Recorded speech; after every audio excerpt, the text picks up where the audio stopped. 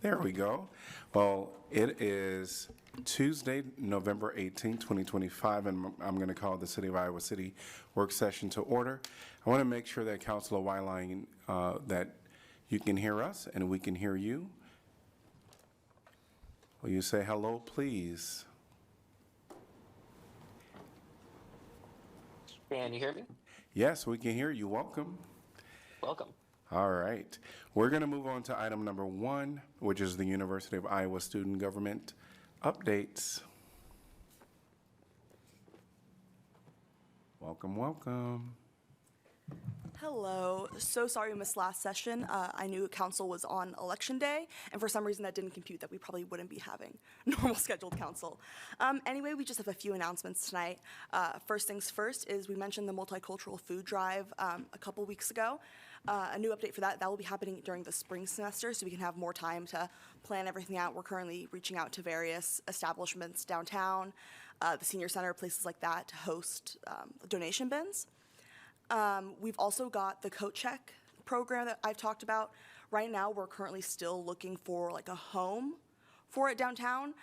That's all the update I have on that. Yeah, I don't have any updates. I said her announcement, I'm so sorry. All right, well, welcome.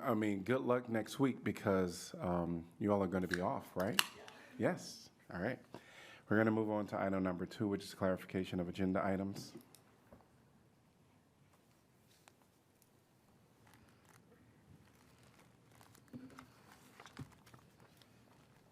Hearing nothing from the agenda, we'll move on to information packets, item number 3, starting with November 6th.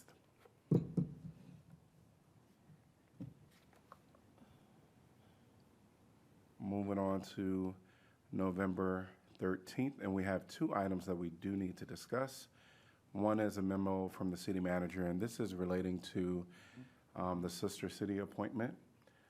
So wondering if there is a desire for council to kind of just select someone now to be that representative between now and the end of the year, and then when we do our January, is it the 2nd? Organizational meeting. The 6th, maybe. The 6th, okay. The 6th. When we do a January 6th, we'll be able to select someone then officially. And what are the requirements? And what is the scope? I think so if we go back to the resolution, essentially the council appointment is something that this council had in the resolution where we said we want someone on that board of directors. And so I guess if you're asking, which is a fair question, what is the expectations of the sitting councilor? I think it's to, one, kind of make sure that I won't even say the will of the council is being voiced, but kind of just making sure that in those meetings they're present, someone is present, can recite, remind what our resolutions are. I think be a part of the conversation from, this elected bodies. I think so you're going to be following everything that their board of directors rules and bylaws. So, yeah. I will say that Mayor Pro Tem brought this to the council in I think she'd be wonderful. 2017 or 2019. And so I would. I was just going to say that I think she would be wonderful if you would want to do it. I really want to do it, but I don't want to say like No, I I'm going to think do you it would be- without like. No, I think you would be amazing. Yeah. Oh, Yeah. thank you, thank Yes. you. Works All for me. right. Yeah. Thank you for All the right. trust. All right. So Sounds great to me as well. Thank Great. you. So we're going to appoint Mayor Pro Tem Sala as our representative again in January. We will have an official vote. Sure. But if something happens between now and then, Yes. have fun. All right. And then we're going to go on to IP6, which is a memo from the city clerk. And this is the proposed schedule.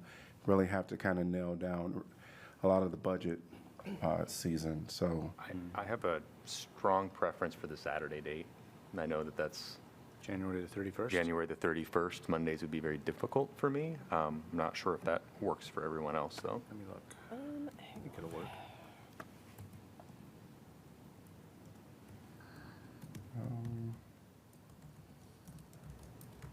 Saturdays also work well for me. Yeah, I'm okay on the 31st, I can do. The 31st? 31st. January 31st, yeah, Saturday. Oh, the January. Yeah, January. Yeah, January 31st. Okay. Not Yes, December. yes, Not December. yes, yeah. I'm not gonna be here in December, so. Meeting December. It's just the mayor's innovation conference is the 31st. Yeah, and, Isn't the mayor's, isn't your, yeah. I mean, that's just leaving on a Friday, I think. So the 31st, if it works for folks. Yeah. I'd appreciate that, so. Unless there is there an opportunity for a different Saturday?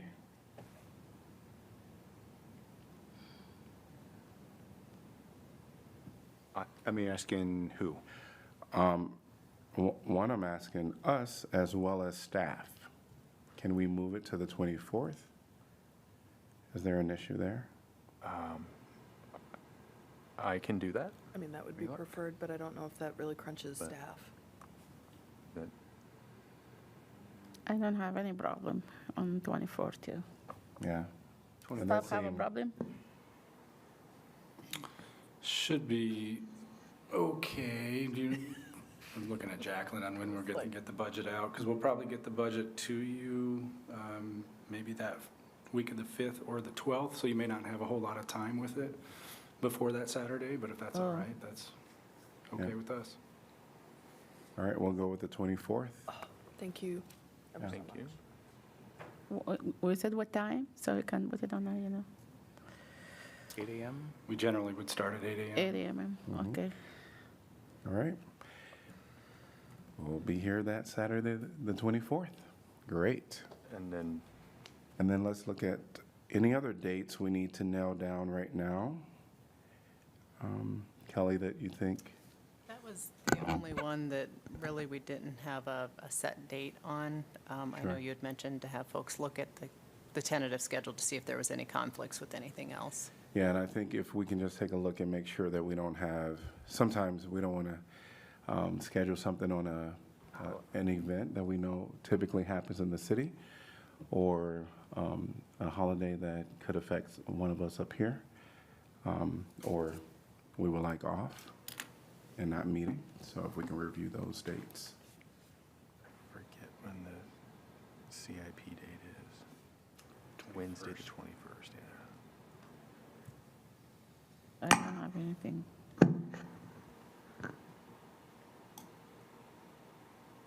Hearing nothing? All right, we can always revise it as we go along. We're going to move on to item number 4, which is an update on Housing Authority planning.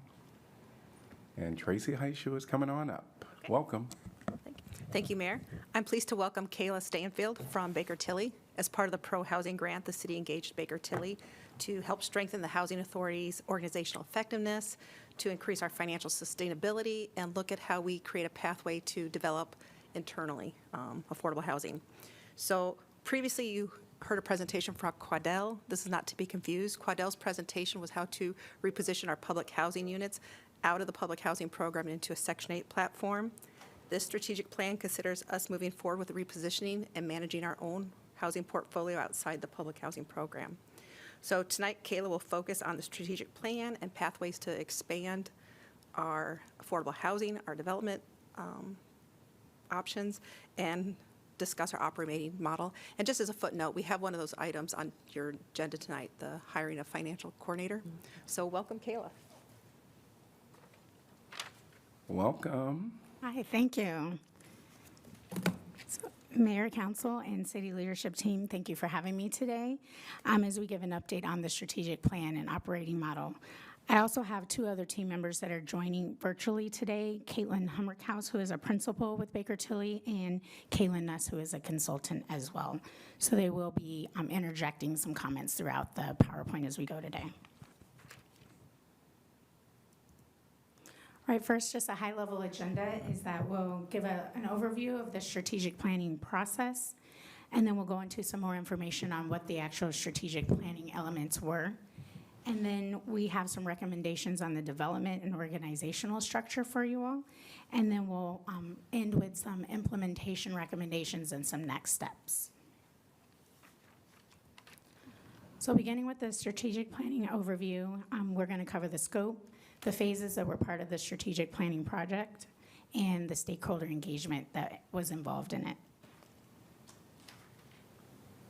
So our scope here was to provide a comprehensive evaluation of the current operations and provide a detailed roadmap for the future. We assessed the organizational structure, we looked at staffing levels, we also did some peer benchmarking, and the efficiency of the staff roles and the responsibilities. We analyzed some pathways for increasing development of housing opportunities, and we facilitated a strategic planning process which consisted of multi-year strategic planning. And as Tracy mentioned, Baker Tilly is also serving as the development manager for the pilot project. So here are the 4 phases that entail the project, and so we're currently in phase 4, but the project began in May of 2025 with a kickoff meeting where we sat down with the staff to decide what the scope is going to look like, who would be involved in the stakeholder engagement, and those deliverables that we would present to you all. In phase 2, we did a lot of heavy stakeholder engagement in the analysis. We did document review, data review of existing documentation. We had multiple documents that we requested from the staff so that we can do a thorough analysis. And then we had stakeholder interviews with internal and external partners. And then we did benchmarking assessment as well.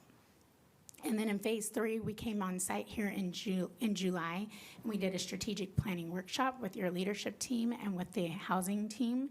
And then we've done some organizational, legal, and financial review as part of our assessment. And so now here we are presenting our findings thus far for the strategic plan, and then we'll be providing, after updates today, the final strategic planning document, which will also consist of a communication strategy on how to get those changes and when changes are made, as well as an implementation action plan also.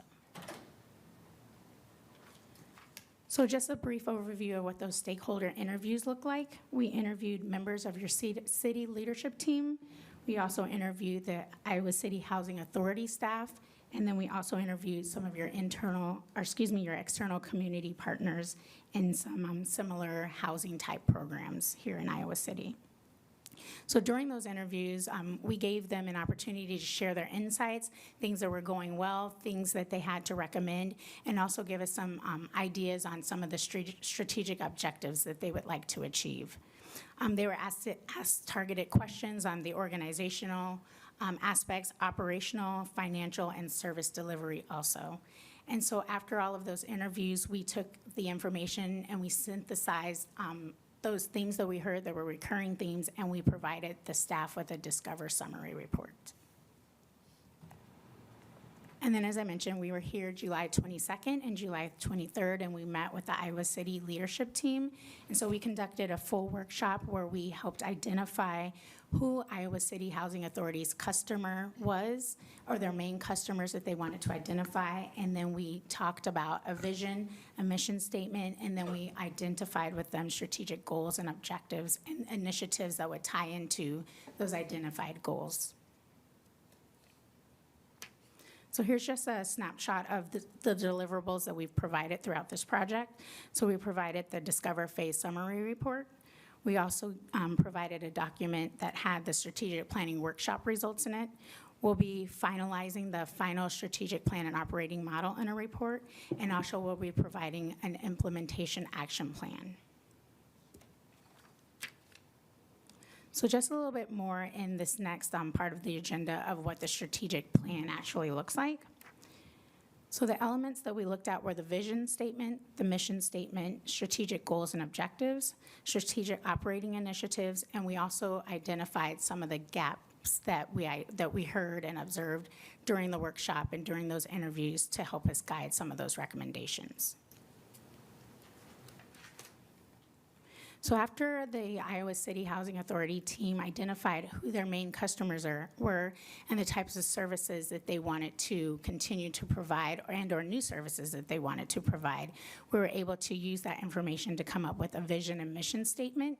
And so the vision statement that they came up with was strengthening communities through affordable housing. And then the mission statement, to be a collaborative leader in affordable housing through programs, partnerships, and policies that help all residents thrive with a commitment to respect and service excellence. So we felt that that really fit what the goal was for the Housing Authority, both now and into the future as well. And through the workshop, they identified 5 high-level goals to focus on. So goal number 1 was to increase stakeholder opportunities and prosperity. Goal number 2, to develop internal financial management capacity. Goal number 3, preserve and expand affordable housing units. Goal number 4, to enhance organizational capacity and structure. And goal number 5, to implement technology effectively. And so each of the 5 goals, the team focused on creating a definition for each of the goals. And then they also assigned initiatives that would tie into those goals. Not all of the goals not all of the initiatives are starting over from scratch. We also incorporated things that they were already working on that were in progress as well. And so we won't go over necessarily every single one of the goals that's listed here, but there's a few that we're going to point out throughout today's presentation. So the first one there, you'll see number 1 was to increase the number of residents in the Family Self-Sufficiency Program. So this one was important because this HUD initiative helps families in subsidized housing achieve economic independence and reduce the reliance on assistance. And so some of the goals of the Family Self-Sufficiency Program is to have goal setting and a coach that will help them set employment, education, and financial goals. And they also gives them an opportunity to create an escrow savings account. So some of the benefits of this program are savings growth, skill development, support services, and a path to independence. And you'll see there on point number 3, there was also point number 4 was to utilize full capacity of specialty vouchers for high barrier residents. And so this is another initiative through HUD programming. And this targeted populations that have significant barriers to stable housing. And so in this program, they're usually distributed through referral systems that prioritize them with the highest needs.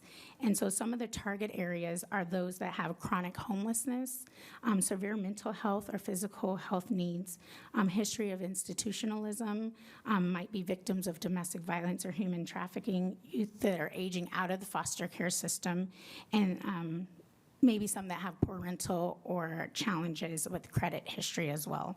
So the purpose of this is to really help families achieve that housing stability and reduce their resilience, or reduce their reliance on emergency systems as well. So goal number 2 was to develop the internal financial management capacity, and you'll see those initiatives listed on this slide. As mentioned, you'll be talking a little bit more later about the financial coordinator, but this was one of the things that we identified as a recommendation through our research, because as the Housing Authority is looking to expand their services, there is a need to bring in this particular position because there's different funding sources, compliance regulations, and reporting mechanisms. And as we analyze the staffing, they're at capacity for being able to accomplish all of these tasks that would be needed to cover the expanded services. And now I'm going to hand this piece over to Kaylin Nuss to cover the HCV admin reserves. Hi, good evening. Can everybody hear me okay? Yes, we can hear you. Great. Thanks so much for having me, Kaylin Nuss. When speaking with the team in Iowa, we talked about the need for Section 8 reserves. So what is a Housing Choice Voucher Admin Reserve? It is essentially a savings account for housing authorities who are funded through HUD and allocate Housing Choice Voucher programs or traditional tenant-based Section 8. The purpose for the admin funds is to provide a buffer against fluctuations in funding or demand. So it helps ensures continuous funding stability. Obviously, in the last few months, we've had some uncertainty in the federal government. That's exactly when Housing Choice Voucher admin reserves are to be used. Program funds can be used for that program stability, so covering shortfalls when HUD funding is delayed or reduced, so families don't lose housing support. It could also be used for voucher expansion, so supporting additional vouchers when demand exceeds baseline allocations, so if you need more vouchers out on the street. Special initiatives such as landlord outreach, housing mobility programs, operational flexibility.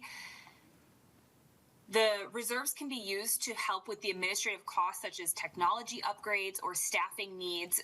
These can be also referred to as like management improvement opportunities. So later we'll talk about how the agency is working through some technology upgrades. The reserves can be used for the purposes of training and implementation of that software system.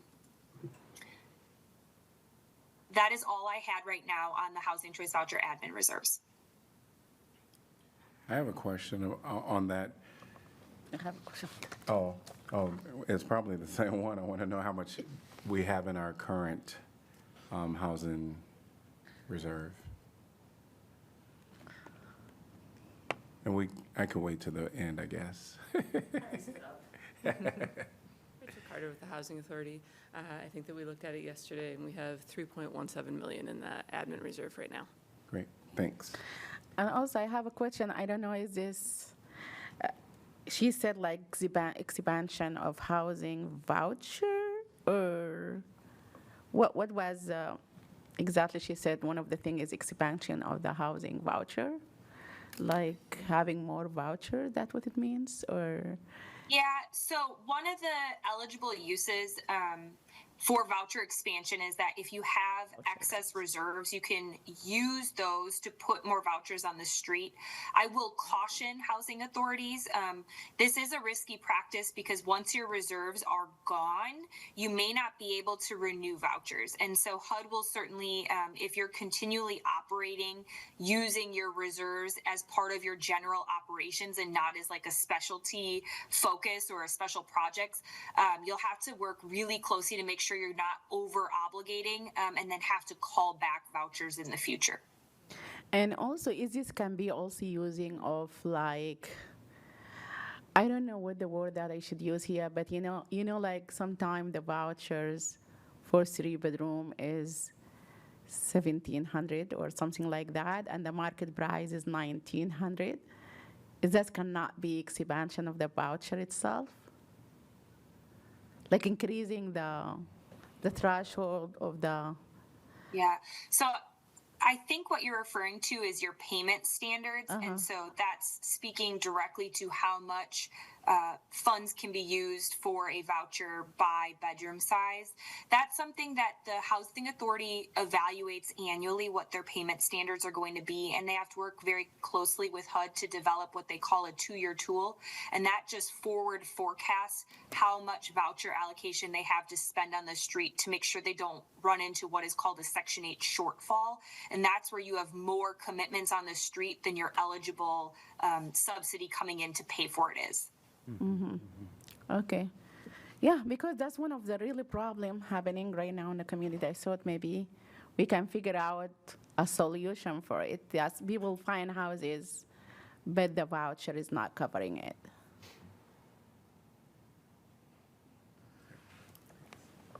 Thank you. We'll move on to goal number 3, and that is the goal of preserving and expanding affordable housing units. And so the key one we wanted to point out on here is in parallel with Baker Tilly's Development Advisory Team. They have been supporting executing the pilot project. And so that initiative is to self-develop affordable housing units on vacant city-owned property to alleviate the pressure on the existing affordable housing stock and provide much-needed support for the citizens of Iowa City. And so far, partnering with us, they have analyzed and chosen a site. They've completed some draft architectural massing and zoning confirmation and they've put together a preliminary capital plan as well.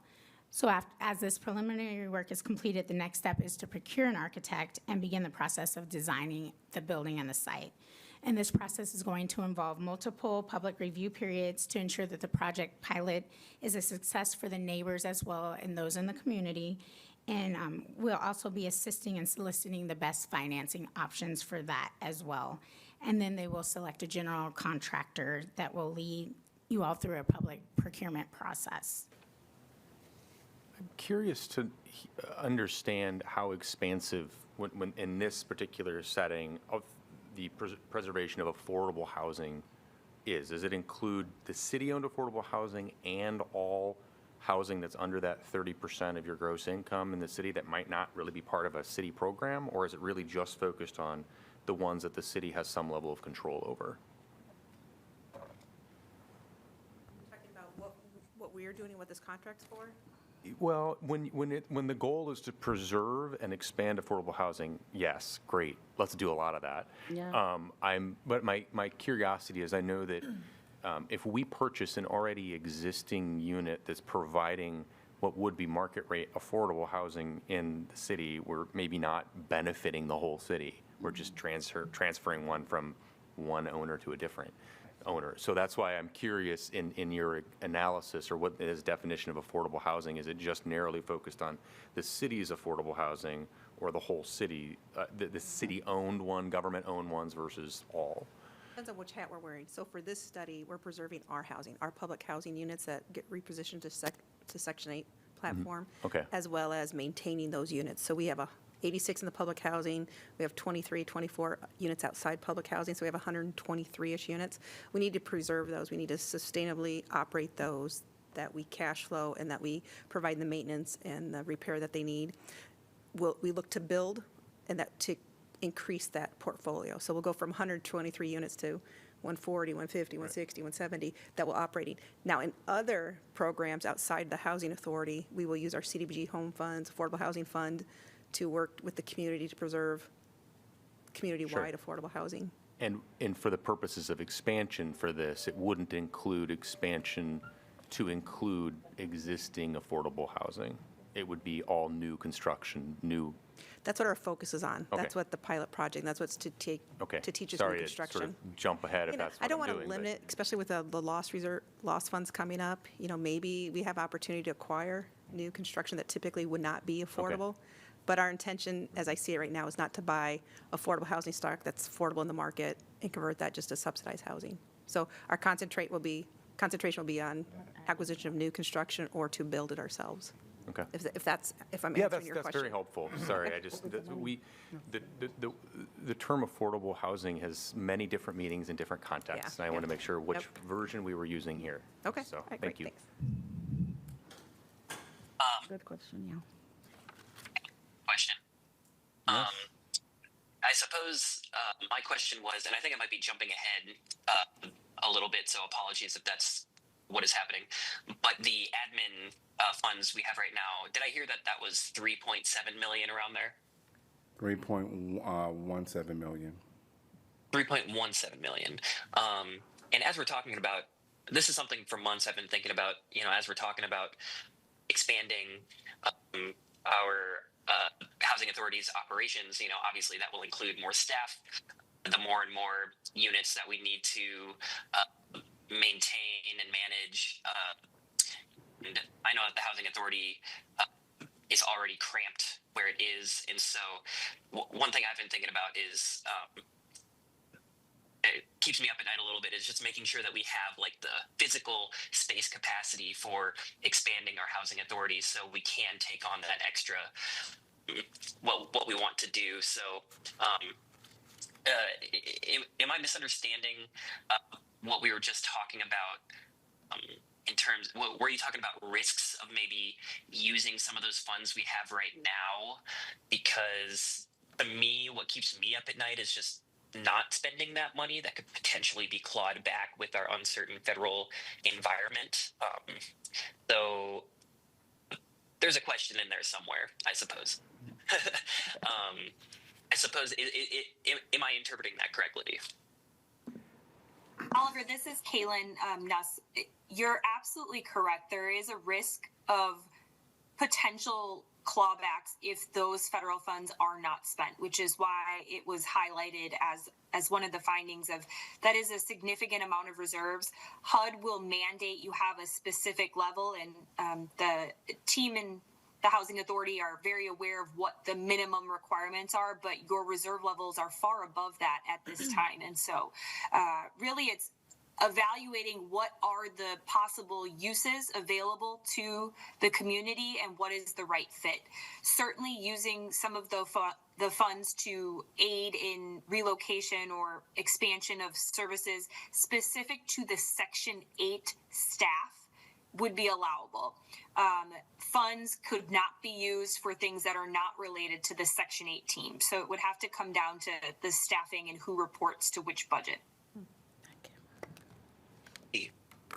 Thank you.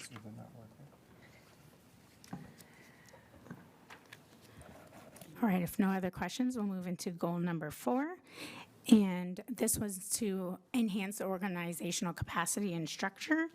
And so this one, we do have some recommendations that we'll be sharing on the organizational structure in a few slides ahead. But one of the things that we did want to point out on this one is bullet point number 5 there, and it's a rebrand, and it is prioritized as something that may not occur right away, but something that we wanted to draw your attention to. As we did the interviews and the workshop, this was something that was a resounding theme across your internal and external stakeholders, and part of it would be as you're working on new strategic initiatives, as you're expanding your services, sometimes it might require, it is recommended to kind of really look at your branding and what that might imply, not only just for the public perception, but to really clarify the identity and the role that the Housing Authority is going to play, as well as it shows the support of change across the board, and it will also build that trust and engagement from your participants and your community, your community as well. One of the things that was pointed out in our analysis is that you do have other counties that are part of the Housing Authority as participants, and so having a name that is associated with just one of the particular counties can create some misunderstandings as to who you serve and who the reach is for the Housing Authority. And then goal number 5 was to implement technology effectively. And this is one of the areas where the Housing Authority has already started. Several of the items listed here, such as identifying some software to make their processes more effective and some process improvement opportunities they have already begun on. We wanted to make sure that that was still a high-level goal of continuing to improve the technology efficiently. Mm-hmm. And with that, I'm going to hand over the next section of this over to Kaylin Nuss and to Caitlin Hummerkaus to cover the development model and the organizational structure recommendations. Great. Thanks, Kayla, so much.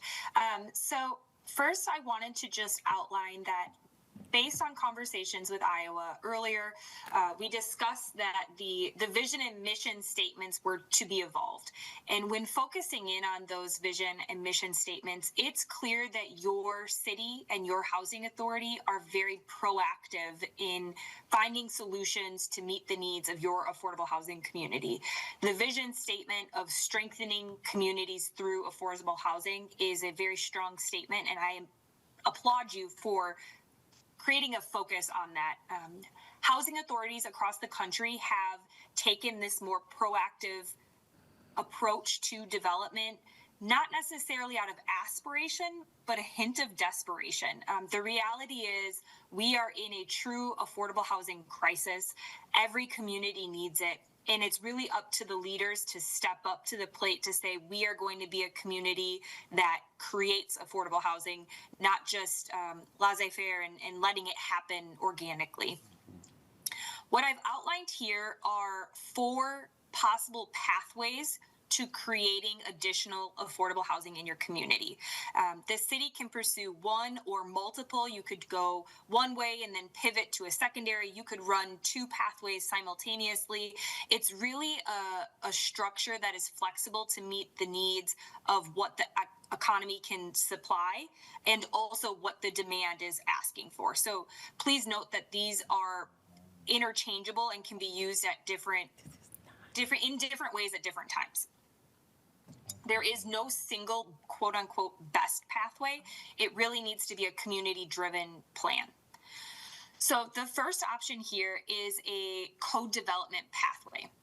This is where the housing authority will partner with an experienced developer. They will be joint in planning and execution of projects. They'll share in resources, risks, revenues, and it helps the housing authority build capacity through collaboration.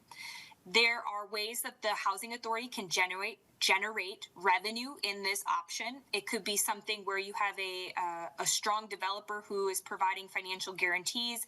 Maybe they're taking 80% of a developer fee. The housing authority is at the table providing nonprofit status or project-based vouchers to a project, and they're going to take 20% of a developer fee and also manage the property once it's complete. The co-development model is very common for smaller communities or housing authorities that have less resources or less experienced staff. In this co-development model, do you do it for a project or for a period of time? It could be both and. Okay. It could be project by project, or it could be, let's say, for example, your housing authority wants to build capacity. So you're going to use this pathway to building the skills necessary to do your own self-development. Maybe you do it for 3 years or you do it for 3 projects, whatever it takes for your staff to have the right scalability, and then also have enough project generation to be able to afford additional staff resources, etc. And then follow-up question, probably true for multiple of these, but when you're working with a private partner, how do you select that private partner? That's a really great question. Most communities will do a request for qualifications and solicit development partners through a public procurement process. Sometimes it happens where a developer may have used a similar model in a different community, and then there's piggyback opportunities, intergovernmental contracts can be utilized. But it really is up to your community to decide how you want to approach that. Thanks. Can you repeat again what the partner will be look like between the housing authority and this developer, like an ex-developer? Are you speaking to like what a master development agreement might look like between 2 partners? Yeah, no, when you say like co-develop between the housing authority and a developer for LIHTC exactly, like specifically for LIHTC programs, how that's like, what are you envisioning? You said it, but I really didn't get it in the beginning. If you can just say whatever you said in the beginning. Sure. So in this co-development structure, the housing authority would partner with an experienced developer. So that experienced developer oftentimes will have the staff and skills necessary to do a full development project, but they may be needing in resources such as the nonprofit status, project-based vouchers, other things that your state housing finance agency may mandate, right? And so this is a collaborative co-development opportunity that would be defined under a master development agreement, an MDA, that clearly outlines roles and responsibilities, who's going to be in charge of what, and what any revenue and risks may be shared. So for example, the earlier example I gave was that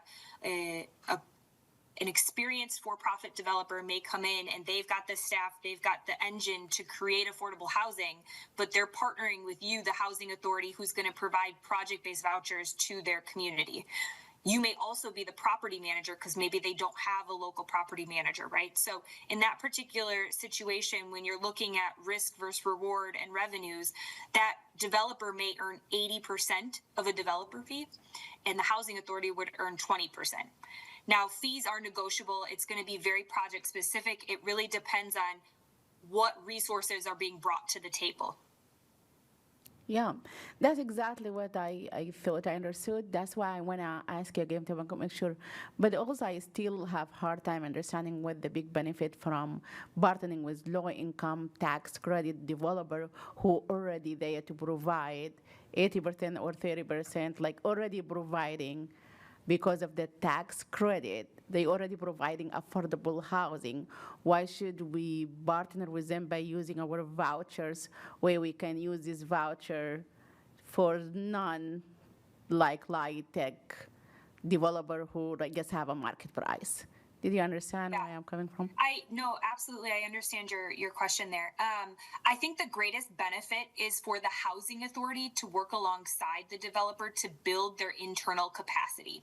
It is also a tool that you can help utilize to incentivize developers to do projects that work for your city. Developers typically come in and they use a model that works for their financial structure, right? And most LIHTC developers are looking to make money and then they exit at year 5 or year 15. In this particular structure, it can be negotiated that the housing authority maintains the right of first refusal, right? So that you can guarantee in 15 years when that tax credit expires, those are not going to, fall out of affordability, but rather that you have some type of control or say in what happens to them. It's also a way for the housing authority to generate revenue.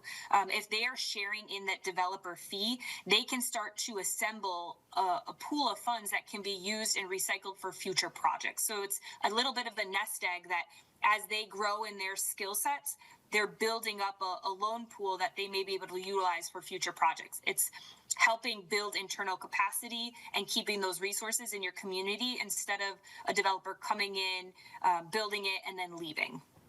Okay, thank you. The second option is self-development with consultant support. And so this is similar to what is happening in the pilot project. This is where a housing authority truly takes the driver's seat and leads the development activities. But we acknowledge that the housing authority may not have all of the skill sets necessary to complete a project from A to Z. And so that's when consultants come in and provide technical and strategic expertise based on the needs of that particular project. It's a more balanced approach that allows you to have control of a process and really driving it, as I said, from A to Z.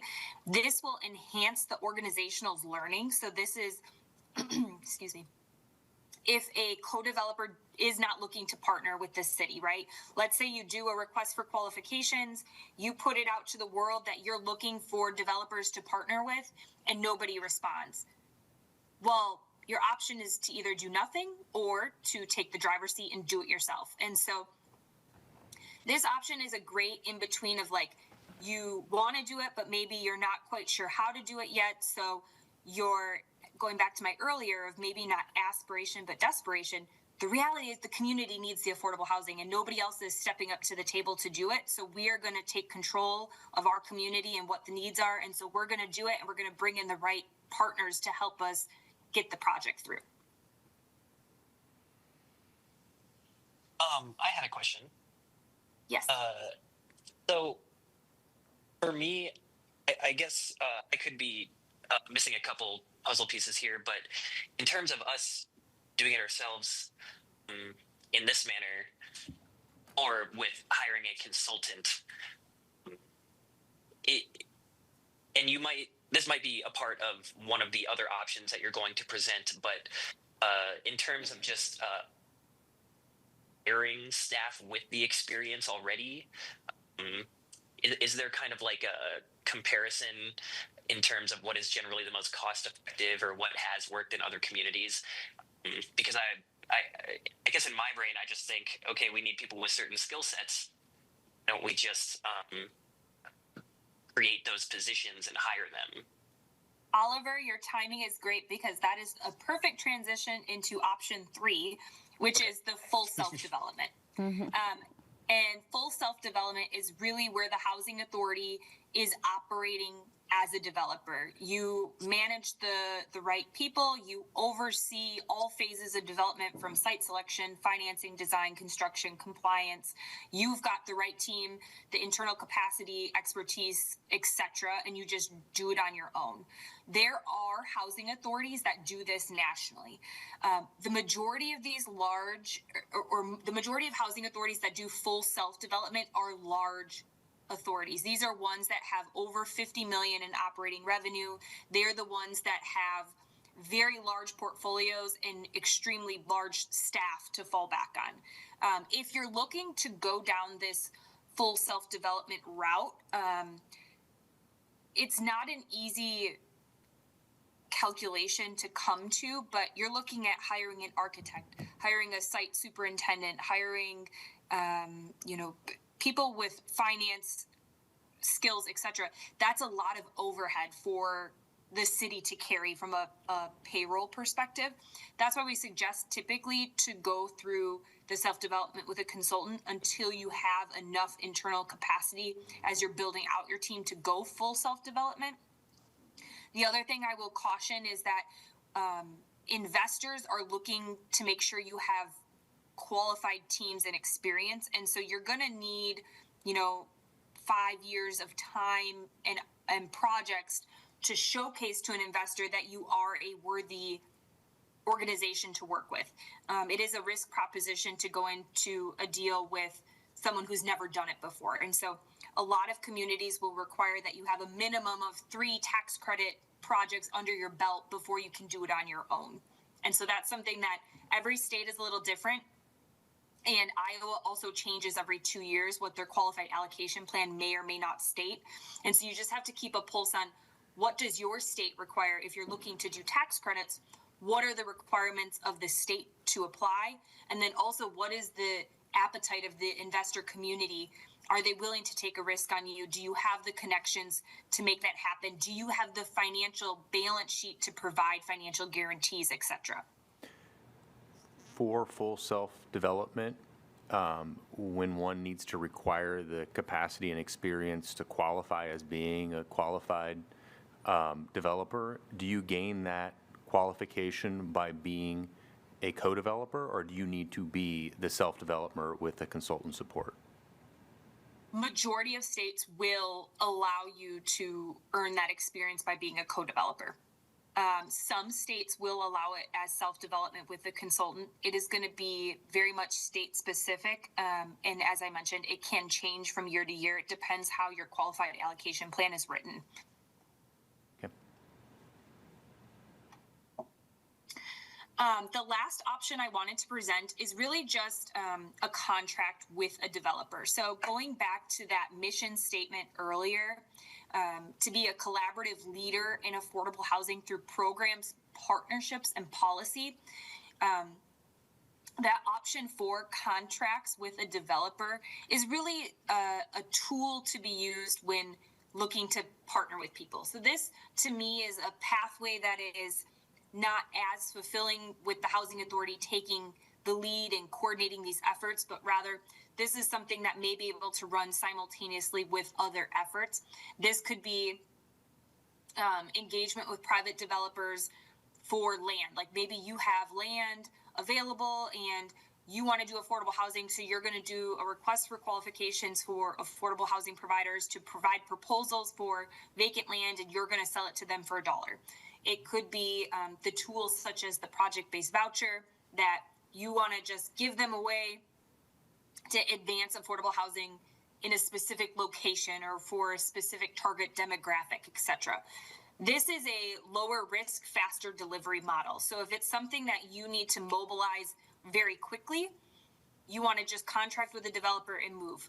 My understanding is that your community is already doing this. So I list it as an option just so you know that you can still do it while working through the other options, but also know that you guys have tools in your toolbox and you can use different tools at different points of time depending upon what the needs are. Add another question. So I imagine communities that take on becoming developers themselves, a lot of them probably have different overall goals or different visions for the future. I'm assuming correctly, right? Yes. So, speaking for myself here, I'm somebody who is extremely excited about the prospect of becoming developers because I view it as like one of the main pieces to creating non-market housing and solving the housing crisis locally is going towards a route where we have a very large, robust housing authority that has a lot of capacity, something like the Vienna model, which the municipality owns 25 to 30% of all housing in the city, or Singapore or something like that, versus a community that just kind of wants to put their toe in and a little bit to the overall landscape. So I guess my question for you is, are there different options that you would recommend for different goals or different visions for the future? It's a very good question.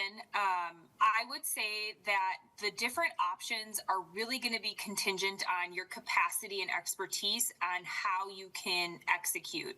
It's also a local choice on the appetite for risk that you all have, the desire to have control, the speed at which you want to pursue it, and truly the financial sustainability of it. This has to be a community-aligned initiative. If you're looking to go the bigger scale, like in the examples that you provided, that's something that the housing authority in and of itself cannot financially support. So it would require larger policy changes to have funds available to do that type of large-scale growth and initiatives. It is not impossible. I really just think it depends on what the needs of the community are and what you're willing to put in for resources. Thank you.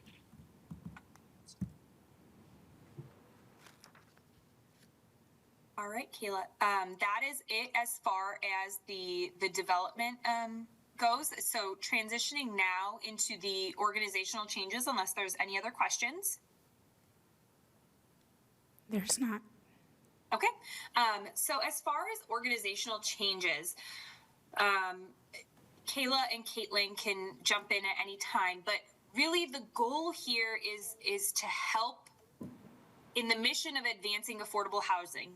Just high level, what we're looking to do is to elevate the housing authority's role while also freeing up time for the executive director. So right now, the housing authority it's a little confusing to be honest. It's a division within a division within a division, which is not what we commonly see across the country. So our first recommendation was to elevate the housing authority to be its own division, specifically directing the reporting through the director. And so the reason we do this is for a couple of reasons. It's to enhance the credibility of the housing authority.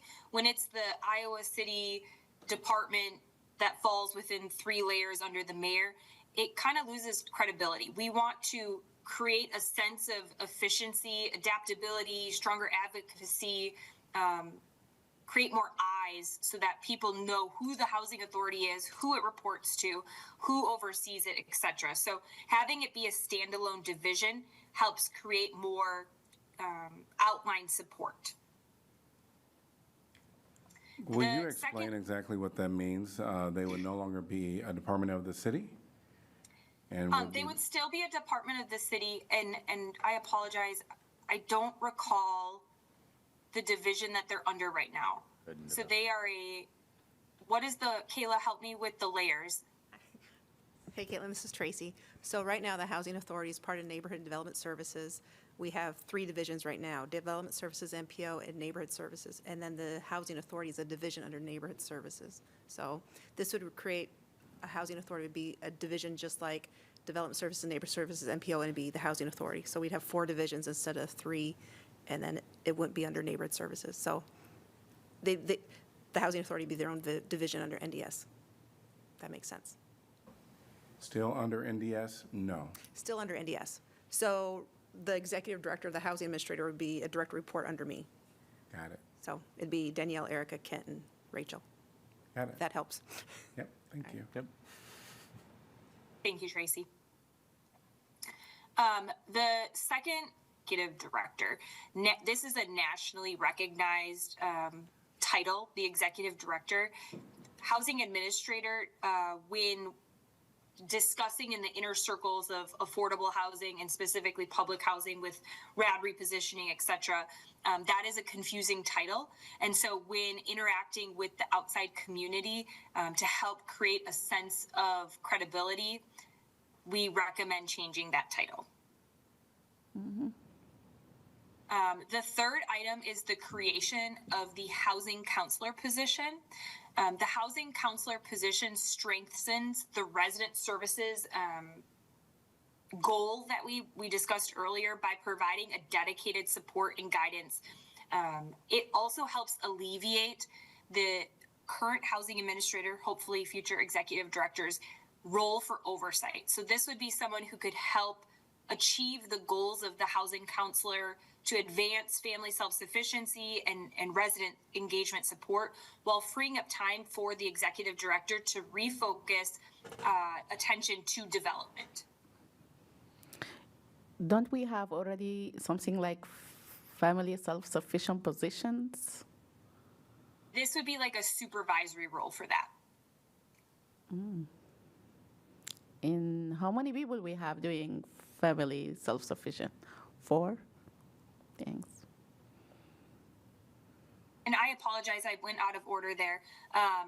The creation of the financial coordinator position is another strategic investment in long-term strength of the housing authority. So when we start talking about affordable housing and the regulations under Section 8 versus public housing versus rental assistance demonstration versus tax credit versus CDBG home, it becomes very complex. The other thing I will caution you is that affordable housing, in my time at Baker Tilly, we refer to it as lasagna financing.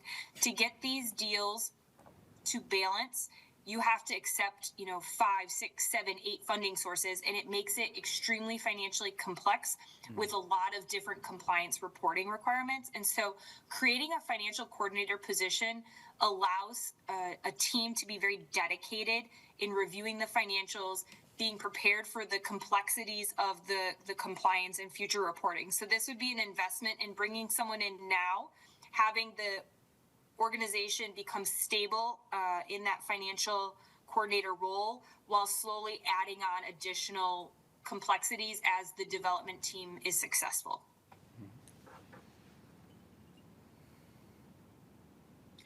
The last item is the development manager. And I think a development manager is really focused to free up time for the executive director. As you take on additional projects, a development manager can help facilitate the needs of the organization and manage projects on behalf of that executive director. So it could be someone who can coordinate with your tax credit investors, someone who can connect with your general contractors. It really is a special projects person, and that development manager could be something that is filled temporarily based on the needs of the project, or could become a full-time position based on the pipeline of growth that the housing authority is able to achieve. With these new positions, would the dollars for these lines be able to be spent with those reserves, with some of the reserves that we have? Or is this general fund? Are you referring like how we can continue funding this? That's what you said? Well, I'm just wondering, with new positions that we don't have yet, Yes, I know. how do we pay for them? With the financial coordinator position, that is something, and Rachel, please feel free to take lead here. The financial coordinator, because it is supporting Section 8, that is an eligible expense for reserves. Right. When it comes to the development, that would have to be paid for, ideally out of those fees that you're earning as a developer fee for the projects that you have in your pipeline. What about the housing also? Yeah, what Caitlin said is correct. The financial coordinator position can be Is absorbed already- yeah. in our current admin reserves and what we get annually from HUD for those admin fees. Right. The housing counselor position, we actually wrote that into the pro-housing grant when we applied for it. So we have some funds for a couple years through the pro-housing grant for the housing counseling position. And we believe that we're able to sustain that within Housing Authority enterprise funds. We're wanting to really flush out, make sure our federal funding is in place before we come to you with the creation of that position, which is why you haven't seen it yet. We want to make sure we have sustainable funding for it before we make that request. Right now, we believe we'll be able to sustain it, but we want to make sure, which is why we haven't brought it to you yet. Right, just start the Did pipeline. you, Yeah. You mentioned that the financial coordinator position will be paid by HUD. Yep, we can sustain it with our current HCV admin fees that we receive monthly from HUD. And normally would like the reserve that we have normally now these new positions, what we were doing with the reserve money before, is this also could be like creation of new affordable housing or like anything else or it we're has to not be only able to- administration? Yeah, only administration. We're not able to use it for hard units, is what HUD would call a physical unit. So we can't buy or develop or purchase units with these funds. So that's why it's administration funding, so, Yep. okay, good, yeah. Kind of want to connect the development pathways slide with this recommended organizational changes slide. Are these recommendations the same for development pathways 1, 2, and 4, just not self-development? Would these recommendations be the same for the co-development, self-development, or contract development pathways is what you use? Or would these Yes. recommendations be different for different choices in development pathways?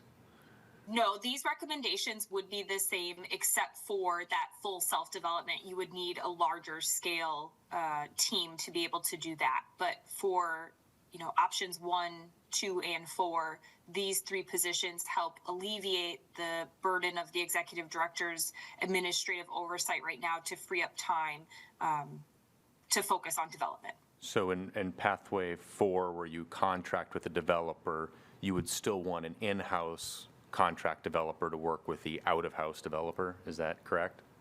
Yeah, so the title we used is development manager. That really it's adaptable. It could be like a special projects manager, right? This is just the person who is the main point of contact to help facilitate those The owner's representative. partnerships. Yeah.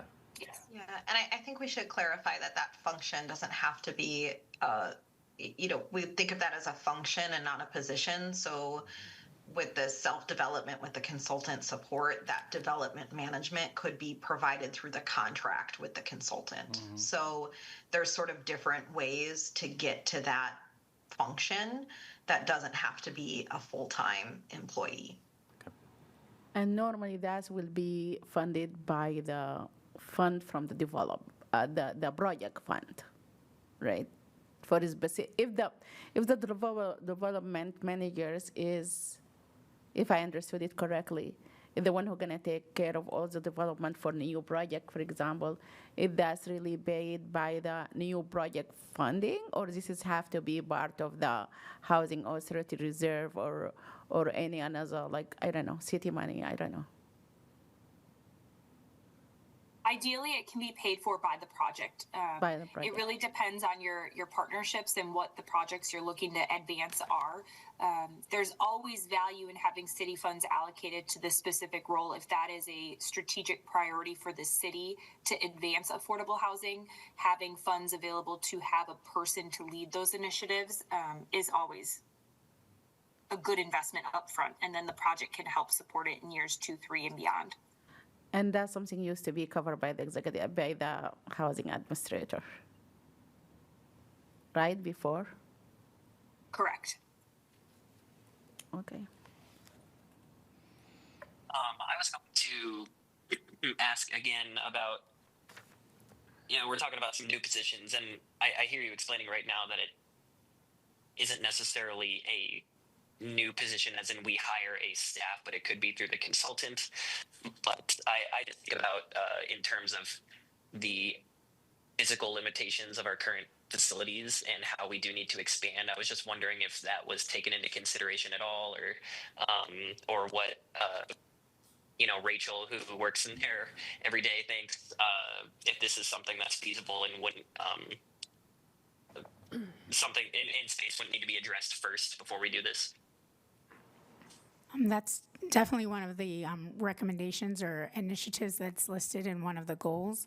And so these, again, are just recommendations for positions that we see based on the expansions of your services. But that would definitely need to be a physical logistics assessment that would need to be done and how everyone would be placed to do their roles effectively. Okay, thank you. I was going to add, this is Jeff Oliver. The topic of office space is we cover that ground quite a bit here in the last year. We know that there's additional office space needed for the housing authority. There's a lot of variables in play right now, including some of these decisions before you today in terms of how many staff are we going to add, what type of approach are we going to take. Rachel mentioned uncertainty with future federal funding. How that space is paid for. Currently, the housing authority is not paying rent here in City Hall, right? So we could lease space out there, but that's an additional administrative expense. We can only charge the Section 8 staff. So then you got to figure out the public housing staff, and we're also repositioning those public housing units. So I feel like there's about 6 or 7 balls in the air that we're juggling. And from my perspective, I'd like a few of those decisions to be made and variables to be resolved. And then I think we can make some decisions on where that space goes. But there's shared understanding here within the staff that the space that's currently housing the housing authority is not adequate. Okay. Thank you. Are there any additional questions on the organizational recommendations?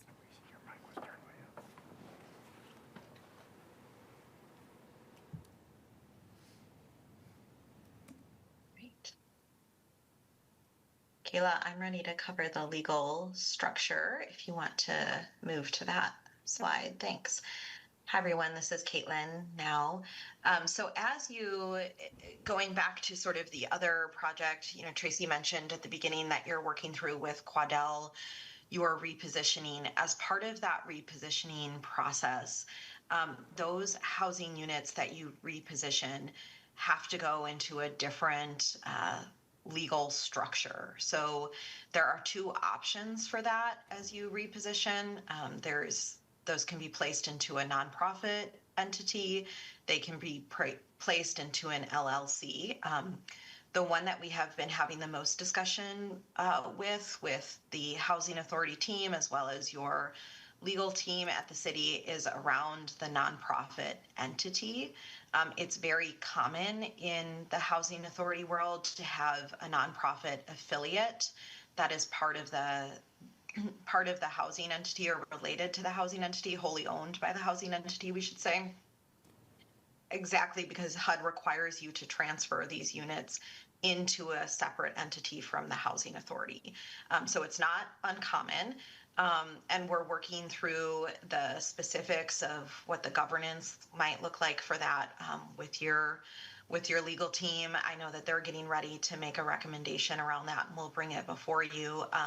But just some kind of notes on that related to if you were to create the nonprofit entity, the nonprofit actually holds the title to the property. The public housing authority really retains control of that housing by how you set up the board structure and the governance structure for that entity. So we typically see things like overlapping or semi-overlapping boards, which would mean that the board of this nonprofit entity would be made up of city council or mayoral appointees plus city staff. The executive director of the nonprofit would be the executive director of the housing authority. And so there's that overlap and continuity of decision making. this is, you would have the tax exempt 501c3 status, which allows some additional access to grants and charitable donations. There are some benefits, unique benefits to the LLC structure when it comes to sort of LIHTC investments and things like that, but that can always be, you can always create an LLC affiliate at another point in time. But, you know, there's as I said, the specifics of this are still being worked through and sort of, it's complex. And so I know that the team will be bringing a recommendation around this and some more details, but we did want to touch on it today as it was part of what we started to explore during our reporting process. With the nonprofit structure, do you forego some opportunities for, when you described the lasagna of funding for some tax credits? I hear you've described LIHTC, but I know that you'll rely on multiple other tax credits, brownfield tax credits or historic tax credits. Do you lose that opportunity with the nonprofit structure? This is Caitlin. That is correct. If you are looking at a low-income housing tax credit or other tax credit, in order to receive that benefit, it has to be structured as a for-profit company. That is how it's structured. That's typically through an LLC. Sometimes it's put into an LP.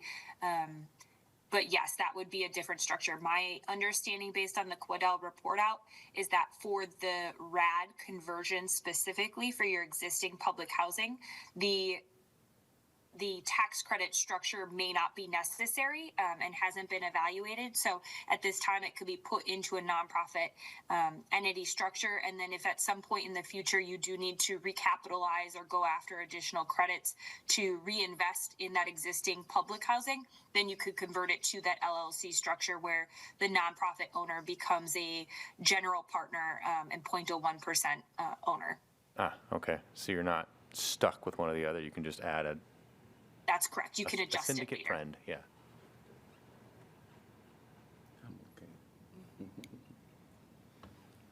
Right, so next we'll look at some implementation and next steps for the project. So one of the things or deliverables that we're providing to the Housing Authority is what we call an implementation action plan. So we'll be taking some of these decision points and the analysis that we had and provide you with steps, who would be responsible for overseeing some of the initiatives. We also have, we'll be providing some key performance indicators as well on how you'll be able to track to make sure that progress is being made. So it'll create that continuous improvement also and provide insight also as to when things should be reviewed and how often the strategic plan should be updated.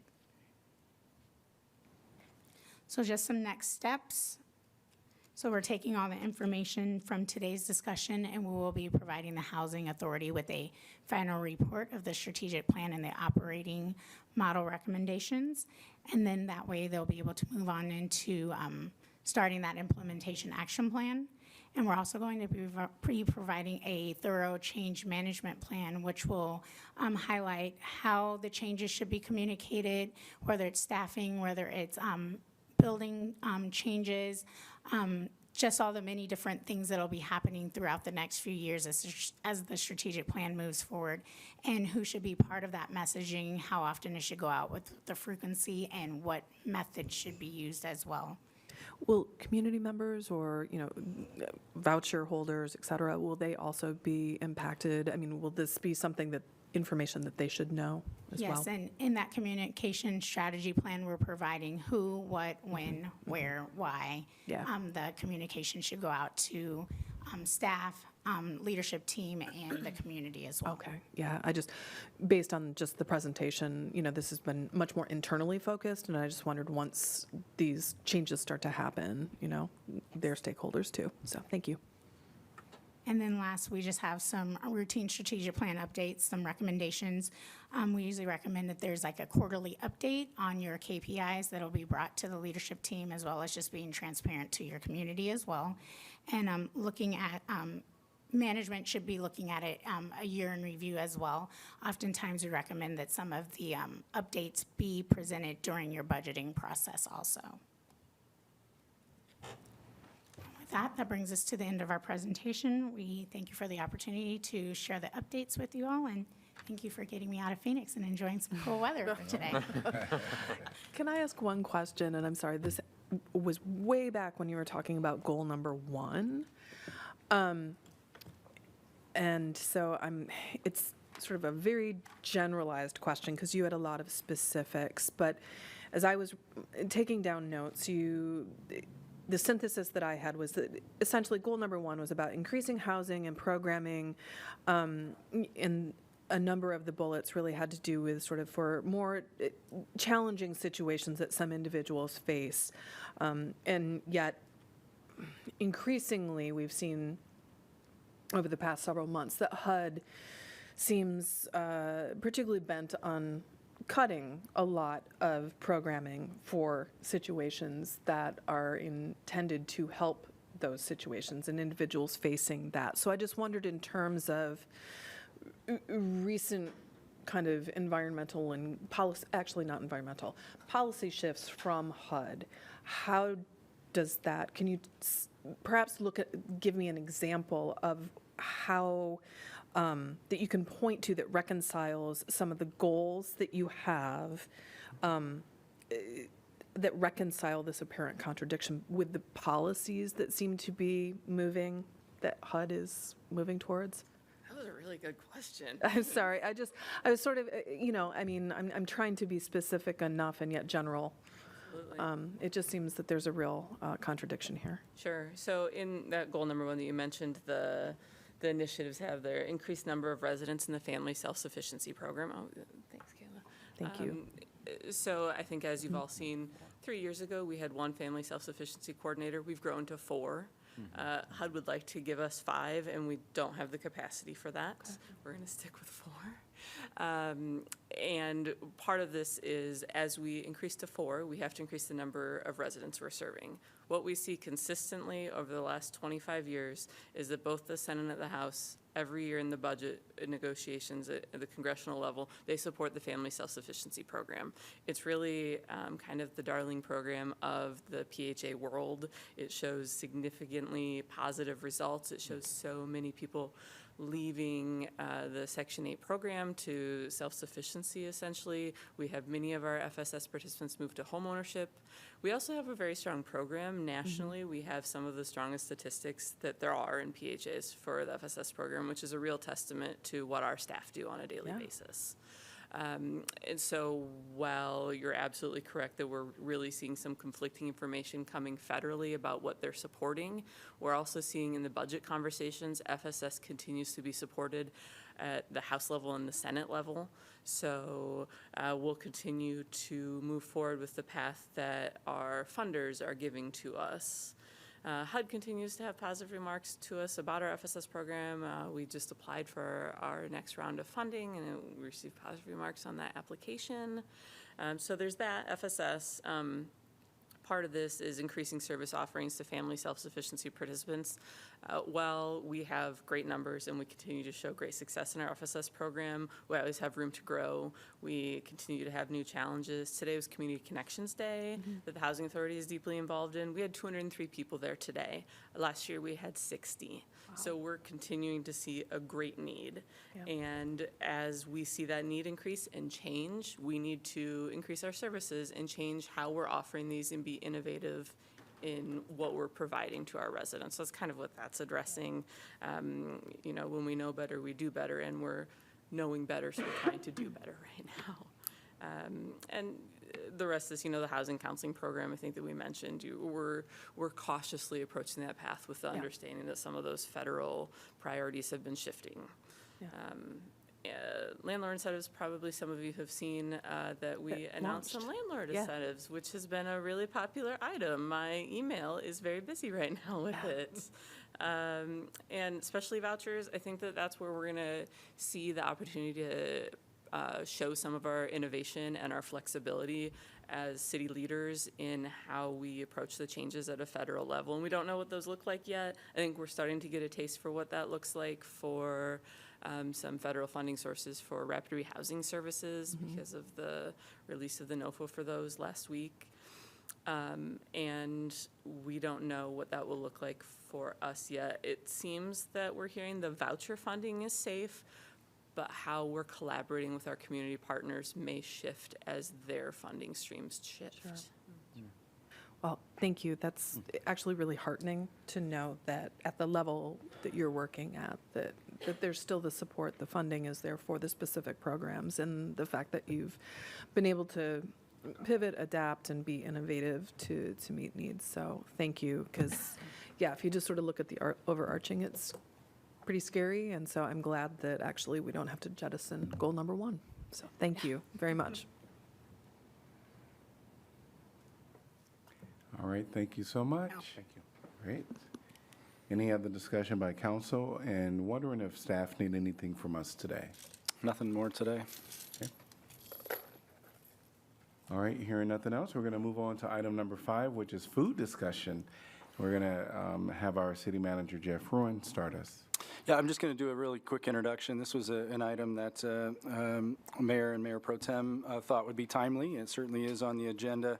And when thinking about how to present it, one of the ideas that came was to have the United Way of Johnson and Washington counties come up and talk about the COAD. If you're not familiar with the COAD, that's the Community Organizations Active in Disaster. So essentially a team that is meeting regularly that can assemble quick action plans to respond when something comes up. And I thought that would be a good introduction for you all and for the public to understand a little bit more about that, and then to learn about how the COAD came together, or has come together, continues to come together in the moment of food crisis that we found ourselves in the last few weeks. And then after the United Way, we have Shannon McMahon here from city staff to give you a little bit of update on our food drive and promotion efforts. So sounds good. I'll have Emily Meister from United Way of Johnson and Washington counties come up. Great, welcome. Hello, good evening. I'm Emily Meister. I'm with United Way of Johnson and Washington counties, and I am our Director of Community Impact and Engagement, and also chair our COAD. I've got Nikki Ross from Table to Table who joined tonight, and when we start getting into some of the specifics for what our food pantries are experiencing, she's going to come up and be able to give a little more information on that. Jeff, thank you for the introduction and what a COAD is. I want to give just a little bit of history about the COAD here in Johnson County. It actually began in 2008 after those big floods, and that was in partnership with Johnson County Emergency Management. And a COAD is not a term specific to Johnson County. They're all over the country. There's also VOADs, a volunteer organization active in disaster, or LTRGs, which are long-term recovery groups. And they're all similar, but essentially, they are a coalition of community partners that can be nonprofits, individuals, local governments, funders that come together and meet regularly in order to support official government response and expand on that when that's not applicable. The COAD came together in 2008. It was very needed then. Our emergency management wasn't, of course, not able to meet every single need of our community members who were effective. And that group met and was fairly stable and productive for quite a few years. But out of sight, out of mind, when we didn't have another really large-scale disaster in our community for a while, that group kind of lost energy. So we've at United Way spent the last 2 years really working hard to build that back up and build the capacity back up. We were able to respond to a tornado in March of 2023. That was kind of right at the beginning, and we were able to quickly learn what some of those gaps were. A fire in April of this year. That was a much more coordinated response, but still showed the areas where we need to improve. One of those is that we need a shared leadership structure within the COAD. So by the emergency support functions with Johnson County Emergency Management, United Way is named as the coordinator for this COAD, and that puts me automatically in the position of the chair for that committee.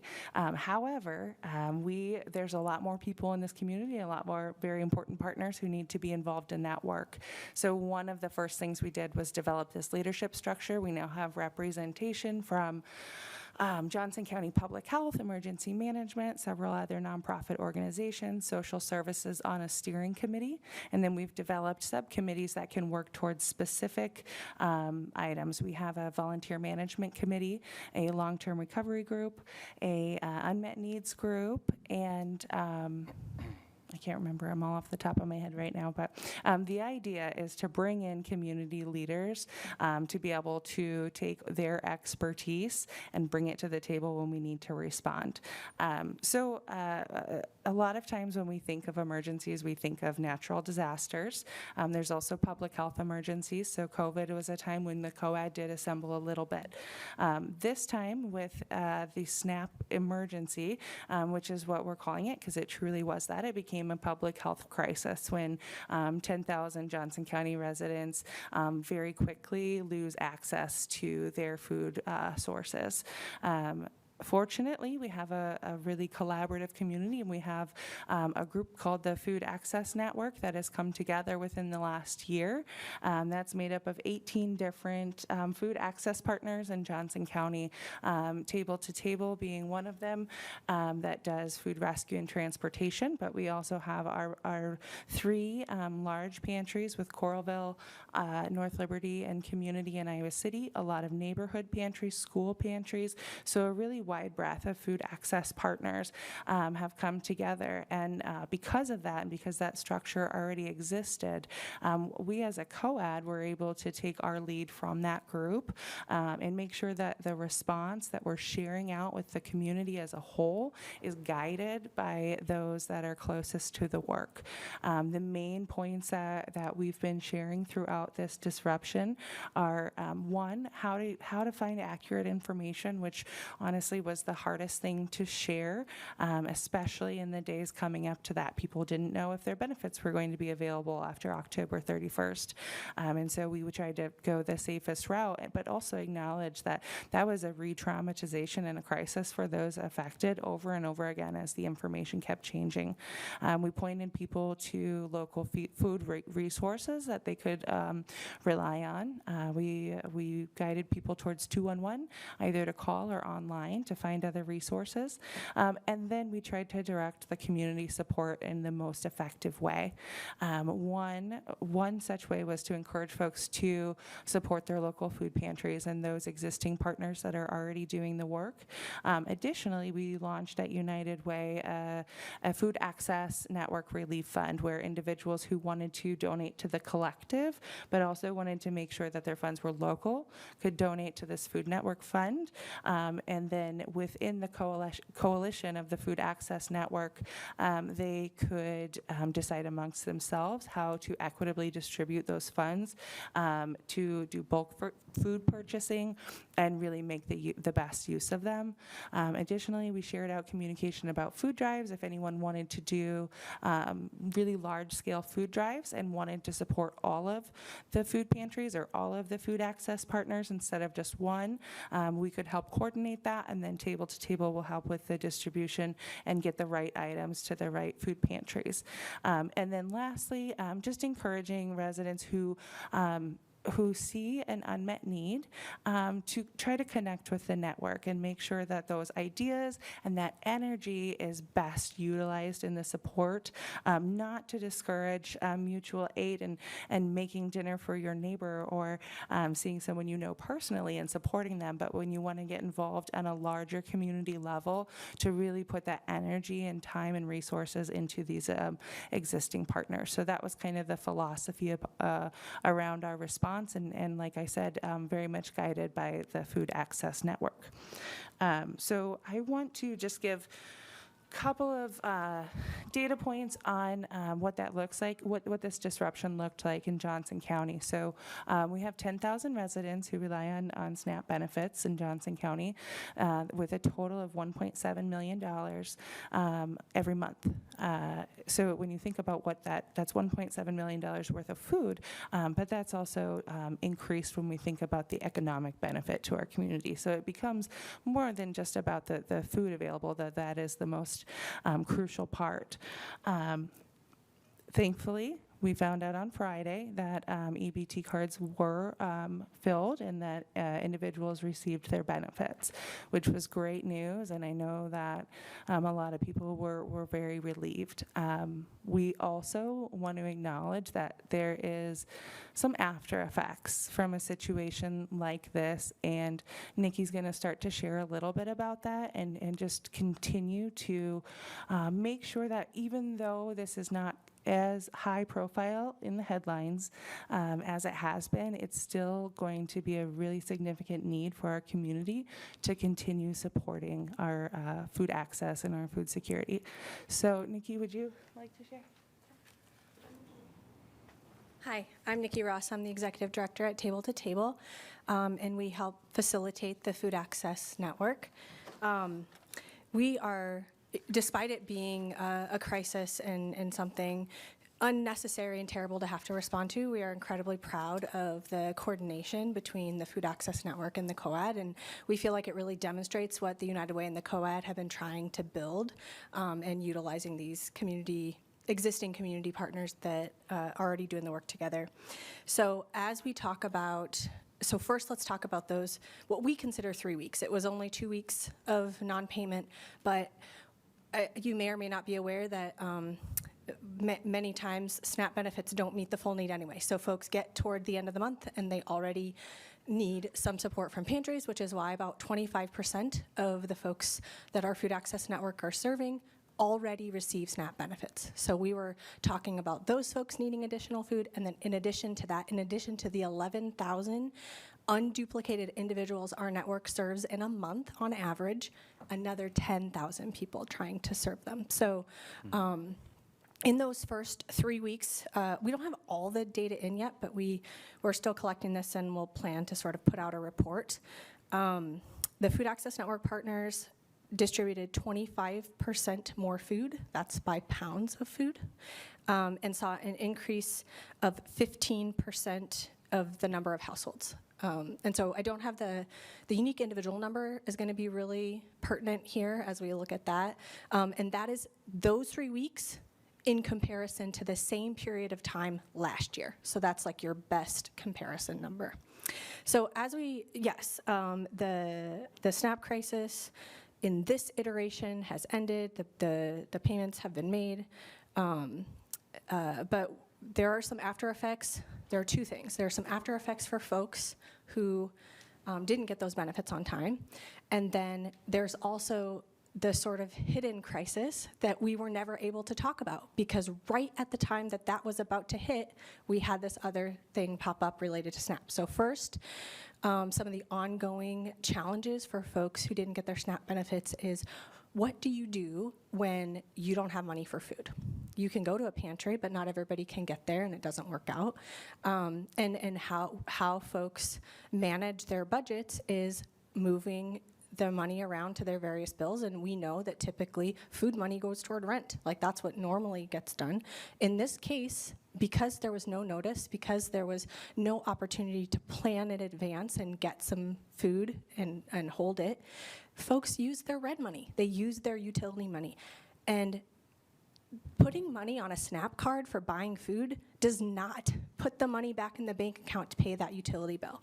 It doesn't put it back in the bank account to pay the rent bill and, you know, to not face eviction now that you're behind. And so, you know, that is something that we really don't have a good plan for how to address, except for one of the things that we can potentially foresee is that, as I said, and as we all know, the phrase rent eats first. So what we might see is these folks continuing to use pantries even as they've gotten their food benefits to further supplement those budgets, and so they can turn that money into their money for their bills. So that is one of the ongoing things we see. Let's talk about this other crisis that was already happening, which is the changes in eligibility guidelines that were happening starting November 1st, which was changing who was being required to work, and specifically our legal immigrant and refugee participants in SNAP. You know, in in the terms of supporting refugees that come to our country, one of the things we commit to is supporting them when they come here with these types of support. So to cut off food benefits for these folks, and now they will be heavily reliant on food pantries. So we were already expecting to see this change.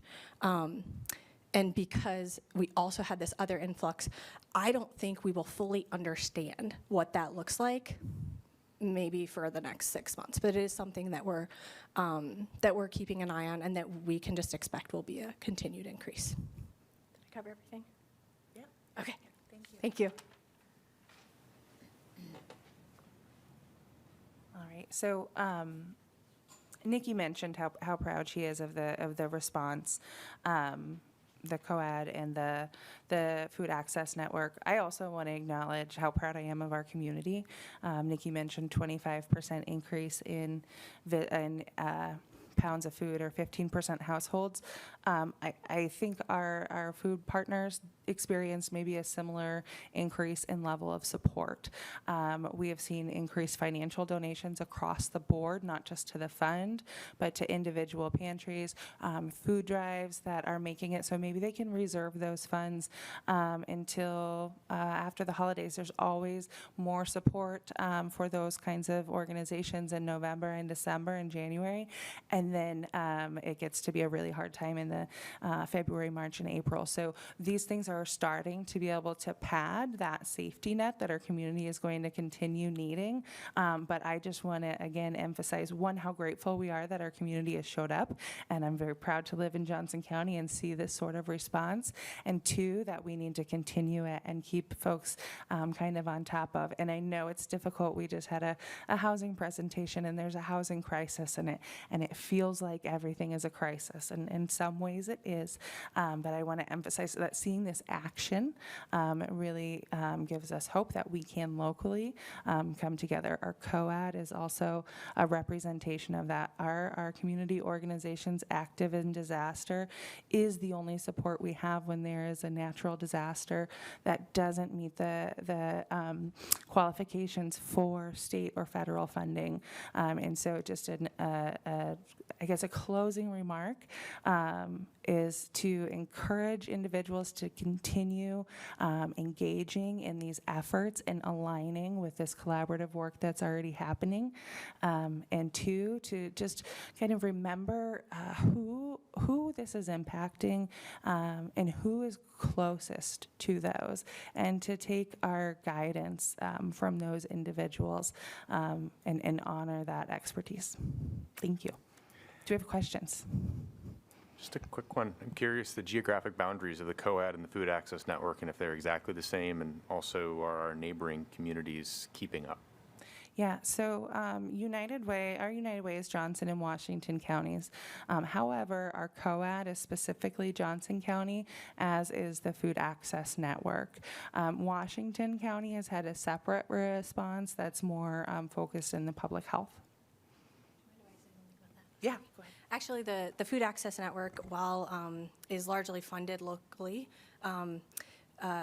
there are about 5 partners who see quite a number of folks from outside of our county, and we will continue to see that increase as those resources are unable to keep up. Mm-hmm. Thank you for that correction. Yes, all of the agencies are here, but we, for instance, several serve rural communities right outside of Johnson County and into Washington. And they've actually seen an increase in visits from out-of-county participants, likely due to a little more robust response here. And then second question, the government's funded through January 30th. That's Right. it, right? So what lessons learned from this last time? Are there any lessons learned? I mean, it sounds like you guys are trying to build up a little bit of reserves, but how do you prepare for this really unpredictable government? I don't have an answer for that, Josh. I think what we'll do from a food security standpoint specifically is just focus on our local community resilience. I think sometimes there's a little bit of a push and pull between a mutual aid type of support and then more established nonprofits. And I think that it's time to kind of move past some of that and acknowledge that both are necessary to truly meet the need, and just think about, what is your goal? Are you trying to help your neighbors and your friends? Then kind of keep at that local level and do what you can. If you want to organize some more larger scale community support, please do try to engage with the collaborations and the systems that already exist. And this part's really important too, if there is an unmet need, to also do that. It's not to say that we're trying to ignore pockets of need. It's really important to know about those and figure out a way to meet them as a community. Thanks. Not really a question, just wanted to say thank you. Thank you. Thank you. I wanted to say thank you as well. Also, thank you so much to our city staff for being just so Johnny on the spot with all of the fundraising and the food drives and the messaging that y'all did. That was super effective. So thank you from the city manager down to everybody else. That was really cool to see. Also, just wanted to ask if, I know that we're talking about there might be after effects to this, or we know there will be after effects to this, but, and we might not know about them for months on end. I was just wondering if maybe, if there was a way that we could get some type of extra attention on things like utility shutoffs. Like, are we seeing an increase in things like that? Because like what everybody was saying, if a lot of people, it's an impossible choice between rent, utilities, and food. But at the end of the day, food is, you need that to survive. So I guess I'm just interested in that data going forward, and I guess I would like for us to keep track of it. I guess that's what I think. A goal of the Food Access Network is to track these sorts of data points, and it's our collective data is one of the most powerful things we have in communicating the impacts. So one of the things we'll be looking at, as you know, Community Crisis Services offers financial assistance, which includes utility type things, and then working with Johnson County General Assistance to see how much increase they've gotten in sort of requests. And so I think we have a good functional way of collecting that sort of thing and then reporting back as to what we're seeing. Gotcha. Thank you. Yeah, and just to add on what Nikki said, I don't believe at this point there's been, a quantifiable increase in shutoffs and things like that, but definitely an increase from those partners that provide utility or rent assistance, an increase in requests. And for some of our housing partners, an increase in the percentage non-payment at a certain point in the month, and thankfully those are those that wouldn't evict immediately, but hopefully we don't see an increase in evictions in the private market moving forward. I think to kind of echo one of the closing statements to and to Oliver's question, is we do need to come together around all of these issues as a whole. And just last week, there was a conversation brought together by one of our county supervisors to kind of see what that might look like. And my being involved in that meeting, my first response is, let's find what's the appropriate venue for that, right? Who are the right people that need to be there? There's a new collective starting, the Johnson County Nonprofit Collective, which is open to any nonprofit in the area, and kind of that's a great convening point, and to ask the questions from those closest first before deciding on a response. Thank you. Thank you. Great. I'm going to call up Shannon at this time, and we only have like 3 minutes. I can do this quickly. All right. Good afternoon, Mayor and Council. My name is Shannon McMahon. I'm Communications Coordinator for the city. In response to Community Crisis Services outreach regarding growing concerns of food insecurity in our community, the Communications Office introduced Neighbors Helping Neighbors Food Drive on Tuesday, November 4th, and our community has stepped up. We've seen strong public involvement and staff participation across city facilities, at grocery store partner events, and neighborhood park pop-ups. All donations support community crisis services and food bank. Donation activity to date includes 3,200 pounds of food, which has been collected and delivered to the community crisis services, $405 in unanticipated cash donations were received and will go directly to the same facility. We placed 10 donation boxes at separate city facilities throughout the community, providing convenient access points for residents and employees to contribute throughout the drive. Our grocery store events were held on Friday, November 14th at 3 locations, Westside Fairway and 2 Hy-Vee locations, North Dodge and Hy-Vee on First Avenue. These events themselves generated almost 2,300 pounds of donated items. Volunteer participation from staff and amazingly supportive community helped make this event possible. And then finally, we have neighborhood park events going on. As we speak, these events started on Monday night at Happy Hollow Park, are being held at James Allen McPherson Park tonight, and Weatherby Park on Wednesday from 4 to 6 p.m. Cool. This initiative wraps up November 21st, but we do want to say thank you to everyone for the partnerships, from our staff who stepped up. Our community is fantastic. We worked fast to put this together, and it's the biggest initiative that we've had since I've been here for 19 years. So anyway, thank you very much. Mm-hmm. Thank you for the report, and thanks again to everybody that was participating and to spread the word, and for the community members that came to meet this timely need. We're going to move on to item number 6, which is council updates on assigned boards, commissions, and committees. Nada. All right, we can consider ourselves adjourned.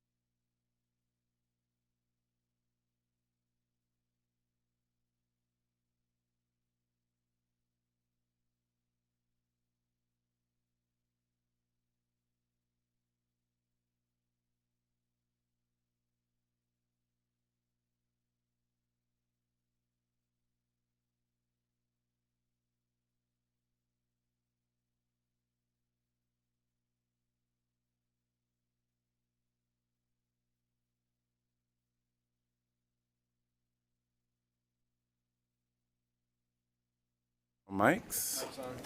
Great. All right, it is 6 p.m. on November 18th, 2025, and I welcome you to your City Hall. We're going to call the City of Iowa City meeting to order. Roll call, please. Alter. Here. Burgess. Here. Harmson. Here. Moe. Here. Saleh. Yeah. Teague. Here. Wyline. All right, well, again, welcome to your City Hall, those that are in person and those that are joining us virtually. We're going to move on to proclamations. 2A is National Native American Heritage Month. Whereas long before European settlers arrived in North America, Native Americans, Alaska Natives, and Native Hawaiians had established thriving societies founded upon principles that continue to inspire us today, including sustainability, community, and respect for the natural world. And whereas, despite centuries of injustice, broken treaties, discriminatory policies, and other harmful governmental actions, Native Americans, Alaska Natives, and Native Hawaiians have continued to demonstrate resilience, leadership, and generosity, contributing in countless ways to the growth and success of the United States. And whereas we honor the Iowa people, whose ancestral homelands include the area now known as Iowa City, and we celebrate the enduring connection between art, land, and community that they and other indigenous people uphold. And whereas we recognize and honor indigenous peoples for their vital role in shaping the history, culture, and fabric of our society. Now, therefore, I, Bruce Teague, Mayor of Iowa City, do hereby proclaim November 2025 to be National Native American Heritage Month. And to receive this is Marie Krebs, Great Plains Action Society. You're the executive director, correct? No, I'm Protect the Sacred Director. All right, there we go.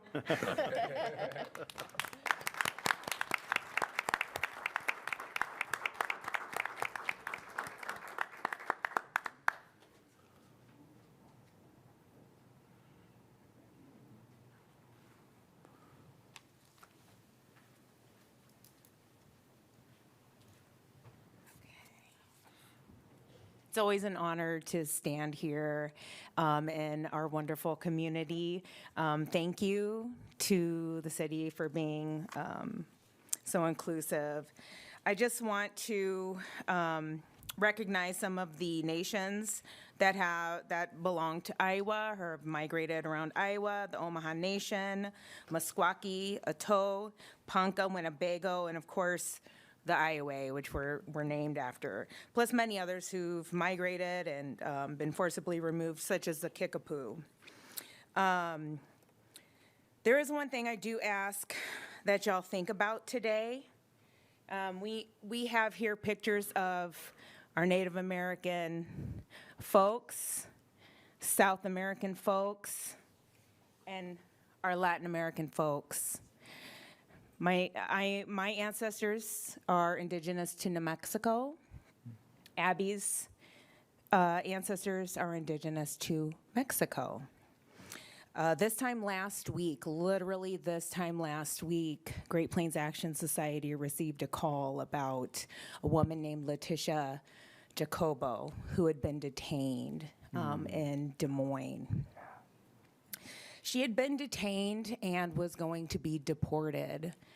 That's problematic in general, but Leticia is a member of Arizona's Salt River Pima Maricopa community. She's Native American. So as you look at me and you look at Abby, as you look at our relatives here, I just ask that you consider that we did not cross borders. Borders crossed us. And I ask that if you're gonna stand in solidarity with Indigenous peoples, please stand in solidarity with Indigenous peoples, not some Indigenous peoples, all Indigenous peoples. Thank you. Thank you. Thank you.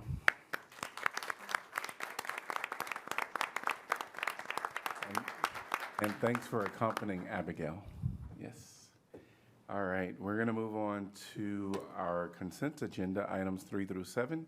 Could I get a motion to approve, please? To move, Saleh. Second, Mo? All right, anyone from the public like to discuss topics on our consent agenda? If you're online, please raise your virtual hand. Seeing no one in person or online. Council discussion. Roll call, please. Alter, Yes. Burgess, Yes. Harmson, Yes. Mo, Yes. Sala, Yes. Teague, Yes. Wyline. Yes. All right, motion passes 7-0. We're on to item number 8, which is community comment. This is an opportunity for the public to comment on items not on our agenda.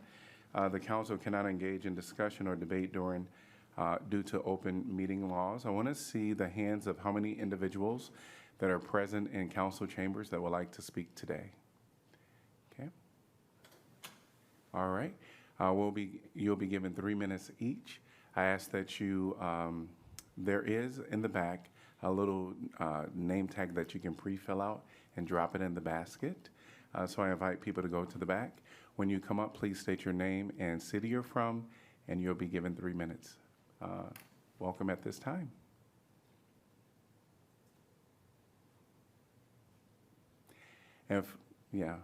Come on up. And there is a sign in if you need to sign in up at the desk. Welcome. Thanks. My name is Megan Vollenweider. I'm from Iowa City. I am the president of the American Federation of State, County, and Municipal Employees, Local 183, which represents a substantial number of workers here at the City of Iowa City.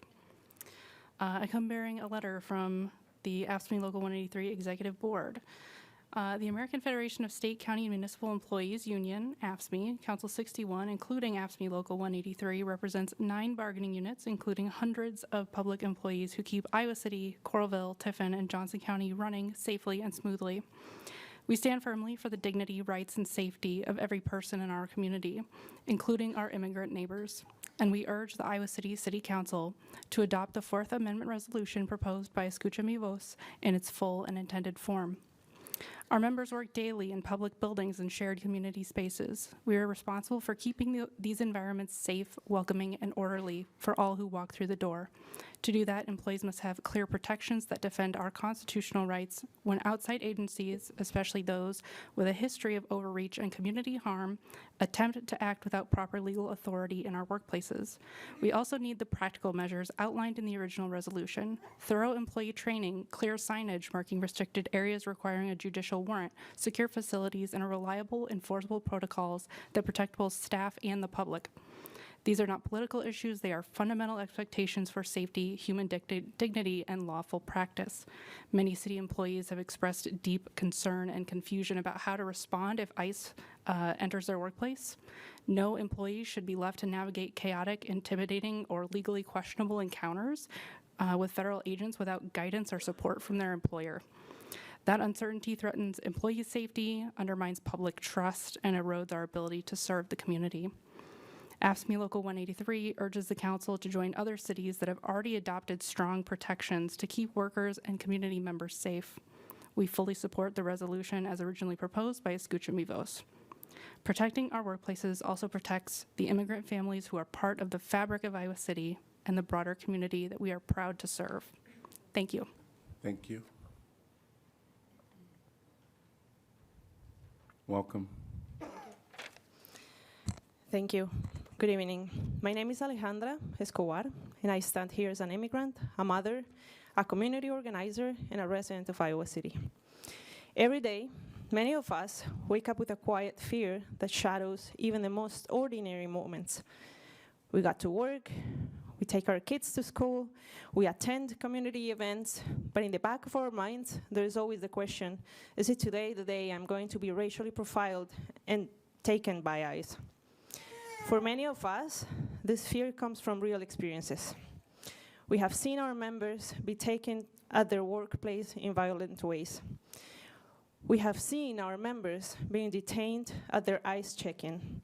We have seen our members being questioned without explanations. Escucha Mi Voz represents the voice of 500 immigrants who have held the line while being targeted. We have marched, spoken, cried publicly, and showed courage that no community should have to demonstrate just to show their value. And yet, despite all of this, we watch decisions stall. Not because the need is unclear, but because the politics around us are louder than the suffering of the people living through this crisis. We deserve acknowledgement that immigrant families are facing violence right now. Not someday, not in theory, but now. I'm here tonight because I'm sick and tired of watching the immigrant community be harassed, mistreated, and forced to be the ones constantly holding the line while others in power stay silent. When conflicts of interest overshadow human suffering, the community that already carries a heavy weight starts carrying a heavier one. I'm asking for honesty, moral clarity, and for leaders who can put the well-being of an entire community above the comfort of political relationships. My hope is that you, councilors, understand that the Fourth Amendment is not a special protection we invented.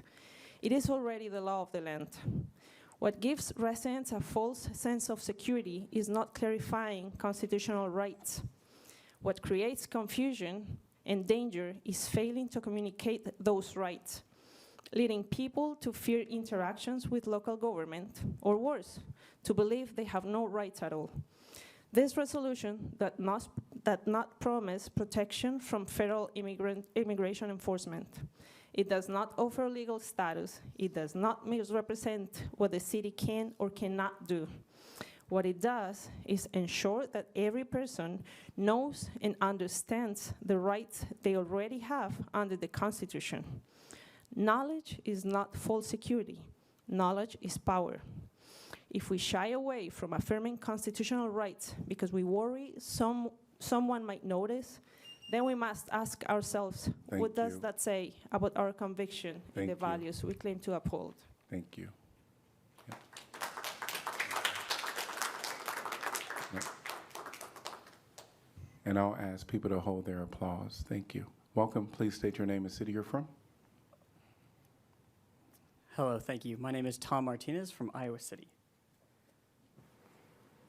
With the federal shutdown now over and November SNAP benefits being distributed, the Johnson County Food Access Network, which is an organization of local food pantries, free meal sites, and other partner organizations, is concerned about a much deeper crisis looming for families in our community. While the shutdown captured headlines, a broader storm is brewing. Thousands of families relied on pantries, meal sites, and community fridges to fill the gap during this crisis. And even as SNAP resumes, we know the challenges are far from over. The federal reconciliation bill passed this summer dramatically restructures SNAP, including pushing several vulnerable communities off the program entirely, either through direct means or through administrative means like work requirements. More concerning, the reconciliation bill also threatens to upend SNAP entirely in the state of Iowa. If the state is unable to meet stricter accuracy guidelines, it could incur up to $50 million in penalties. This is a bill that this is a cost that the state is unlikely to fund. This could force the elimination of SNAP and shift the entire burden of hunger relief onto local communities, including Iowa City. Despite these challenges, the Food Access Network remains deeply proud of the community response during the shutdown. The anger, the frustration, and the pain that we've seen in our community are real, but so is the outpouring of support. Thousands of people in Johnson County have stepped up to volunteer, donate food and money, and to keep their neighbors fed. We are grateful, we are resilient, and with the continued support of our community and city governments, we will not stop fighting for every person's basic right to food. Thank you. Thank you.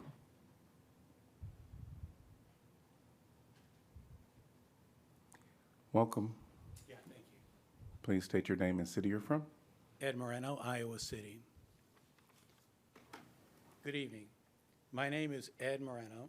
I am a member of Escucha Mi Voz and the current director of Iowa LULAC, the League of United Latin American Citizens. LULAC is the nation's oldest and largest Latino civil rights organization. Founded in 1929, LULAC is committed to advancing the rights and opportunities of Latinos through advocacy, community building, and education. With a network of councils nationwide, LULAC remains steadfast in its mission to protect and empower millions of Latinos, contributing daily to America's prosperity. LULAC Councils 308 and 373 of Iowa City stand for the dignity of all persons and shares concern for the well-being of individuals and communities in Johnson County, with Escusa Mi Voz and other local organizations. In addition to the Iowa City's councils, Iowa LULAC has councils in communities across Iowa. Know Your Rights training for community members, businesses, school districts, and government agencies has been a focus. Protecting community members' civil rights through the adoption of sections of the proposed resolution is important because of what we know is harmful policy that is having an adverse impact on our communities. We assert detainment and deportation without due process are not legal and have filed multiple lawsuits in Iowa and the nation to stop wrongful immigration enforcement actions and voter suppression. We request the City of Iowa City and Johnson County work with us through the resolution section's intent. Thank you for your consideration, and please feel free to contact me with any questions. And thanks for the opportunity to share this public comment. Thank you. You're welcome. Welcome. Hello, my name is Clara Reinen, and I live in Iowa City, Iowa. I'm here tonight as the Unity Chair for the Campaign to Organize Graduate Students, COGS, UE Local 896. Our union represents graduate workers on campus, including international students who are graduate workers. And as Unity Chair, it is my job to make sure that members of our union feel represented fairly and equitably. And this means that I work closely with our International Student Representative, Political Action Committee, and department stewards, to name a few. COGS supports Escucha Mi Voz's push for a Fourth Amendment resolution, and COGS urges the city to reaffirm the rights for all international students and immigrants, regardless of their documentation status, to call Iowa City home. Within our union on campus, it is evident the chilling effect that ICE has had. International students on campus do not feel safe and are anxious to engage with the union at all. Despite being members of our bargaining unit, many are afraid that participating in organizing will be seen as political and could result in their visas being revoked. Additionally, when asking administrators what to do if ICE appears outside of a classroom, their answer is essentially call general counsel. As a TA myself, I am often nervous about what I would do if ICE were to knock on my classroom door. Despite having policy and procedure in place per the employee handbook on campus, without adequate training and opportunities to practice responses, it feels nearly impossible to be truly prepared. This example of the climate on campus illustrates the necessity and benefit that passing a strong Fourth Amendment resolution would provide for the city as well. That's because providing city employees with the resources they need to be prepared and effective is important. And this is a way you can protect city staff by making sure they feel comfortable and prepared. That's going to make them feel more comfortable doing their jobs, focusing on the task at hand. Many of the suggestions from Escucha Mi Voz in their original resolution would be very easy to take and implement, particularly having signs in public areas with information about the type of warrants ICE need to have and other information about responses. The city could even provide an easy access online PDF document with signage and suggested training materials for private businesses to use. I would hope that that's something that the university could even adopt for graduate workers and other staff to use. And finally, I just wanted to touch on the fact that last spring, our union successfully negotiated the first raise above legal minimum for the first time since collective bargaining rights were stripped. That's because we continued to show up, and even though it was risky and made people nervous, we did it anyway, and it worked. And the city should do the same thing with this Fourth Amendment resolution. Taking a risk is worth it if it's going to make community members feel safe. Thank you. Thank you.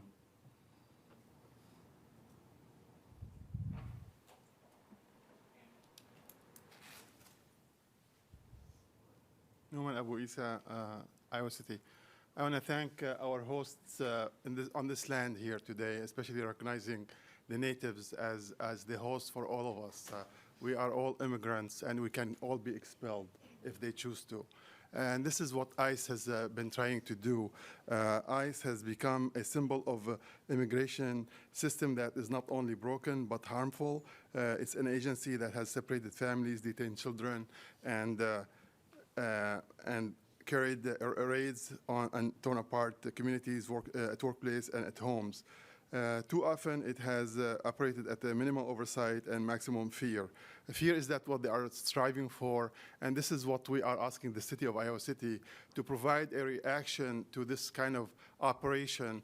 The city have offices, the attorney's office, the civil rights office, the human rights office can work with those communities ahead of time. Some of those people can be legal if their paper has been filed in time, and they might need help because they don't know all the rules and the regulations. And I expect the city council to work with these communities ahead of time and activate the available resources of the city of Iowa City to help our communities in Iowa City. And that is something you guys can take the lead on. We don't have to prompt you to do that. Also, I guess our community is being attacked. The Muslim community today, the governor of Texas has declared that CARE is a terrorist organization, which is a civil rights organization. So we've been working in this country for a long time, and now there has been additional attacks on additional communities. If we don't stop the buck here, it will keep creeping and attacking more communities in Iowa City. Thank you. Thank you.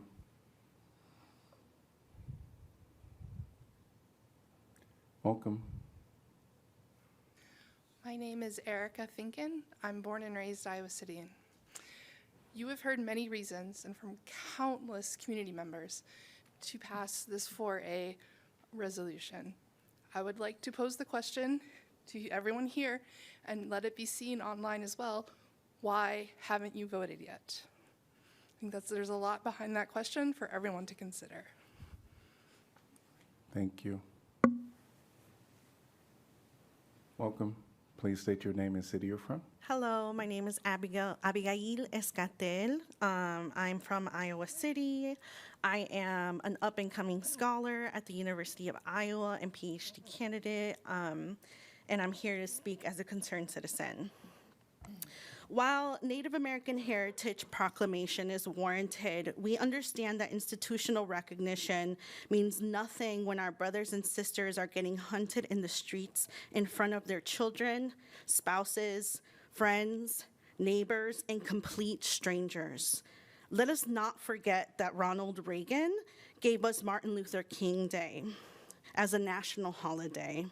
Black Lives Matter protests in the summer of 2020 gave us Juneteenth as a national holiday, and we're still here. Let not these seemingly progressive proclamations deter us from meaningful demands for social justice. I stand before you to urge Iowa City to take a bold and principled step to adopt a due process and safety resolution affirming Fourth Amendment protections, especially for Indigenous migrants and all others seeking safety and dignity. We know that Iowa's law currently prohibits formal sanctuary city policies under Chapter 27A, requiring cooperation with federal immigration enforcement. But that does not prevent us from affirming our values and creating local protections that strengthen trust, safety, and inclusion. Across the country, cities have adopted measures that do not violate state law, yet still send clear messages. Everyone belongs. Both over-compliance and general indifference are harmful stances and unacceptable responses to this moment. We need leaders who rise to the occasion and stand firmly for the people. Why is this urgent? Indigenous migrants, many fleeing violence, climate disasters, and systemic oppression, face unique vulnerabilities that were not of their own making. We are living in the afterlives of slavery, in settler colonial legacies, capitalist colonial interest, and what seems to be a damn heiress tour for white supremacist pride. Right now, we are at a critical juncture where we must decide for whom to stand alongside. Declaring Iowa City as a sort of sanctuary is not just a legal designation, it is a moral commitment. It means investing in community-based resources, legal aid, mutual aid, community oversight over police of all kinds, civilian protections for those willing to protect people, and language access, housing support, and partnerships for Indigenous and migrant organization. It means ensuring that no one is denied city services because of immigration status. Thank you.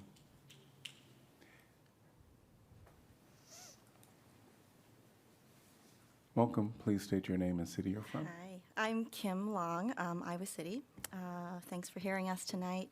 I live in Iowa City. I grew up in Solon. I moved back to Iowa City from Seattle to care for my mother through dementia at the end of her life and to raise my daughter in a place where we have community. I'm going to try to get through this, which in these times is maybe the biggest thing keeping me here. I am a trained OR nurse. I worked on the front lines during the pandemic with an infant at home. I'm also now a clinical social work therapist who cries, as well as an artist. I know some of you here, and if I don't yet, there's probably 1 degree of separation between us. We're all trying to do our best in, and I'm really sick of this word, unprecedented times. It's so hard to know what is the right way to help, or which choice helps or harms. When I read the requests in the Fourth Amendment resolution, this kind of preparation feels a lot like medical world preparing. In every hospital I've worked, we have run drill after drill for how to respond to codes of all kinds, so that everyone knows their role, they know where to be, and they know what they're able to do in a worst-case scenario. We understand that it keeps our community safer if we plan and prepare for the unthinkable. The other piece that comes up for me is from my own growing up. My siblings and I were all adopted from Korea in the early 80s. We were part of the over 300,000 Korean children sent all over the world, but mostly to the U.S., following the Korean War, a practice that is under international scrutiny and investigation for human rights violations. I was raised by a white family in an all-white community, so I experienced the feeling of being invisible and also hyper-visible all of my childhood. I was never fully a part of the fabric of Solon and always viewed as an outsider, despite only knowing rural Iowa culture. When I was learning about the civil rights movement as a kid, I remember looking at the horrifying photos of dogs hunting down humans, of fire hoses turned on bodies, of the police brutality. And I asked my parents who lived through that time, what did you do when this was happening? What did you do? How did you help? And their answer was, that wasn't our fight. What could we have done? What I know now is that what I was asking was, how would you protect me? If people in hoods or with dogs or batons came and hunted me down, tore me away, what would you do? And the question I know my own child will ask me one day will be the same. When people in masks with zip ties came and abducted people, when kids were ripped from their beds and forced into U-Hauls in the middle of the night, what did you do? How did you help? I am one of the more fortunate international adoptees in that my parents completed my paperwork for citizenship. Many adopted children do not have citizenship in this country, despite being brought here as infants by U.S. citizen parents. November is Adoption Awareness Month, and parents often ask me, how can I support my children better? Which foods or holidays or books should we offer? And my response is, see them. Thank you.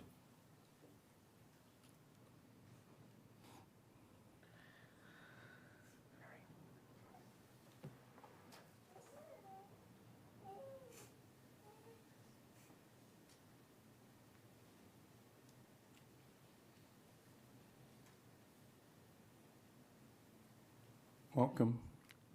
My name is Mary Gravitt, and I'm from Iowa City. And I see we all have problems with our government. But the one I really came here to congratulate the people who voted on November 4th, 2025, because that signified the first shot in American Revolution 2. Unlike American Revolution 1, this battle was fought with the ballot not the bullet, proving people united cannot be defeated. The cause of Revelation 2 is the fact that President Trump sold the U.S. out to the Zionists, Miriam Adelson and Elon Musk, AIPAC, and the oligarchs to win 2024. He covered his ass by making any criticism of Israel criminal behavior, treason punishable by deportation. Trump, using anti-Semitism as a cloaking device, stripped away First Amendment freedom of speech and press. Congress and 6 Supreme Court justices are part of the Zionist bargain. The American people, both Jew and Gentile, suffer under Trump's betrayal. Why Trump uses the word anti-Semitism? Words matter because they can inflict pain and control behavior. Trump uses anti-Semitism to keep Americans docile. Anti-Semitism recalls the Holocaust 1.0, where the Nazis demonized the Jews and attempted to eradicate them from Europe. Holocaust 2.0 is Gaza. No one wants to think of himself or herself as a racist or anti-Semitic. Trump and his company of Orwellian thought police use anti-Semitism against you. You're examining what you know to be deception. Lies, fear, and shame keep Americans' mouths shut. But truth, when thrown to the ground, will rise up. The Republican House and Senate live in fear of losing support funding from the Zionists and the oligarchs for their political campaigns. What can we do? We must continue to vote. As Commander-in-Chief, we can't outgun Trump, but we, the American people, can outvote him. One man, one woman, one vote. Republicans are sure that by January, we will forget about the suffering the government shut down and vote them back into office. Keep a track of all government wrongdoing. Register, vote, knock on doors. And please, the City Council, I'm pleading again for a full-time maintenance man in Iowa City Public Library. Things are improving, but they need additional help. And we need bus shelters now. Winter is coming, and people need to be protected. You know, this is our local government. This is our blue city in this red state. So I'm expecting the council to look out for the people. Thank you. Thank you. All right, and thanks to everyone that gave comments today. We are going to move on to item number 9, which is planning and zoning matters.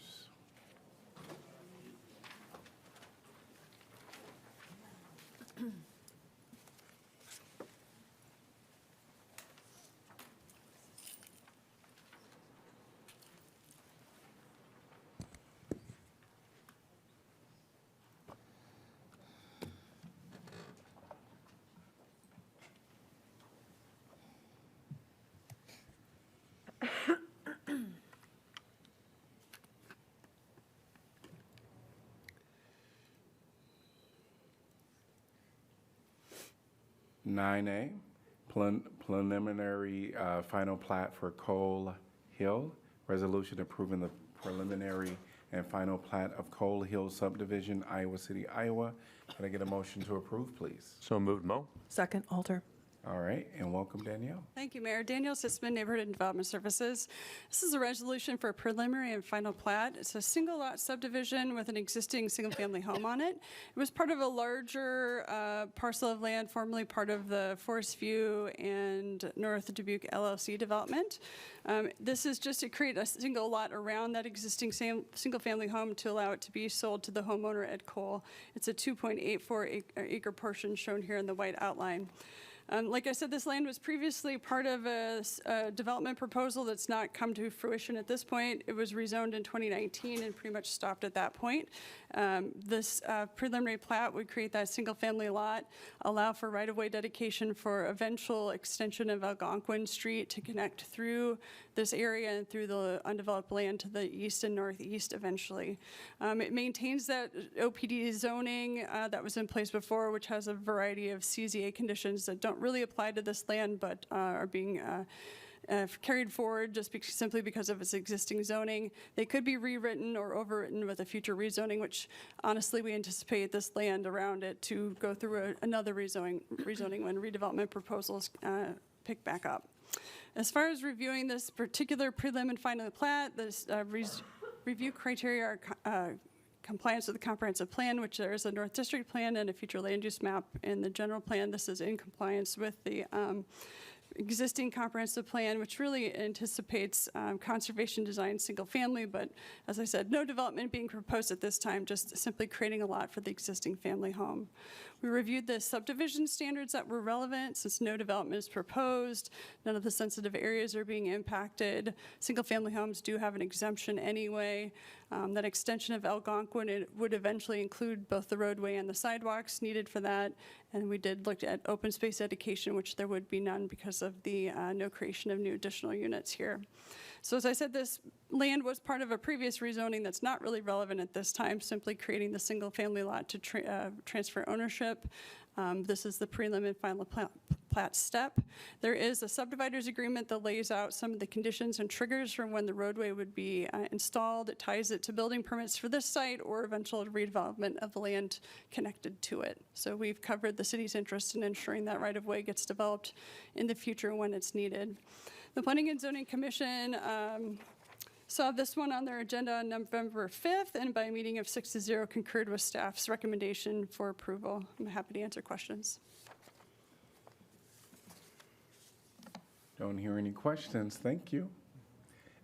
Anyone from the public like to address this topic? If you're online, please raise your virtual hand. If you're present, please come forth.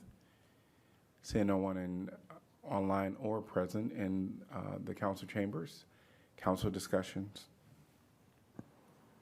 Roll call, please. Burgess.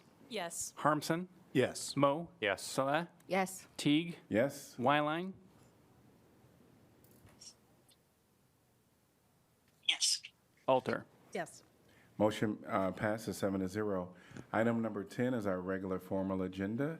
10A is Downtown SMID Renewal, ordinance amending Title III, Finance, Taxation, and Fees of the City Code to reestablish the Iowa City Downtown Self-Supported Municipal Improvement District pursuant to the provisions of Chapter 386 Code of Iowa and providing for the establishment of an operation fund and the levy of an annual tax in connection therewith. And I'm going to open the public hearing and welcome Rachel. Hi, Mayor and City Council. Rachel Kilberg-Varley, Economic Development Coordinator.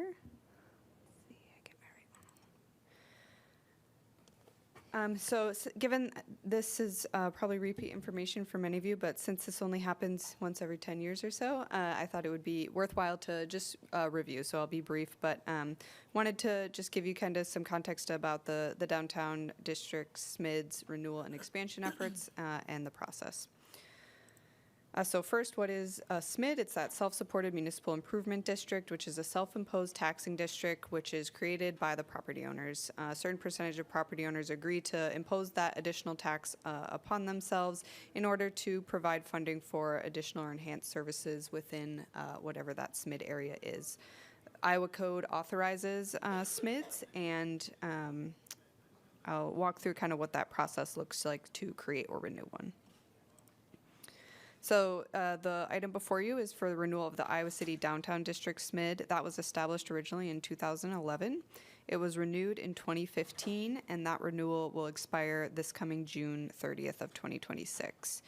Right now, their SMID levy, so that tax rate that the property owners have imposed upon themselves, is the $2. It was $2 per $1,000 of taxable value for the first 5 years of the current authorization, and then $2.50 for the last 5. I'm sorry. And then the SMID itself is kind of that legal entity, which the legal taxing entity, but the Iowa City Downtown District is the 501c6 organization which manages the SMID.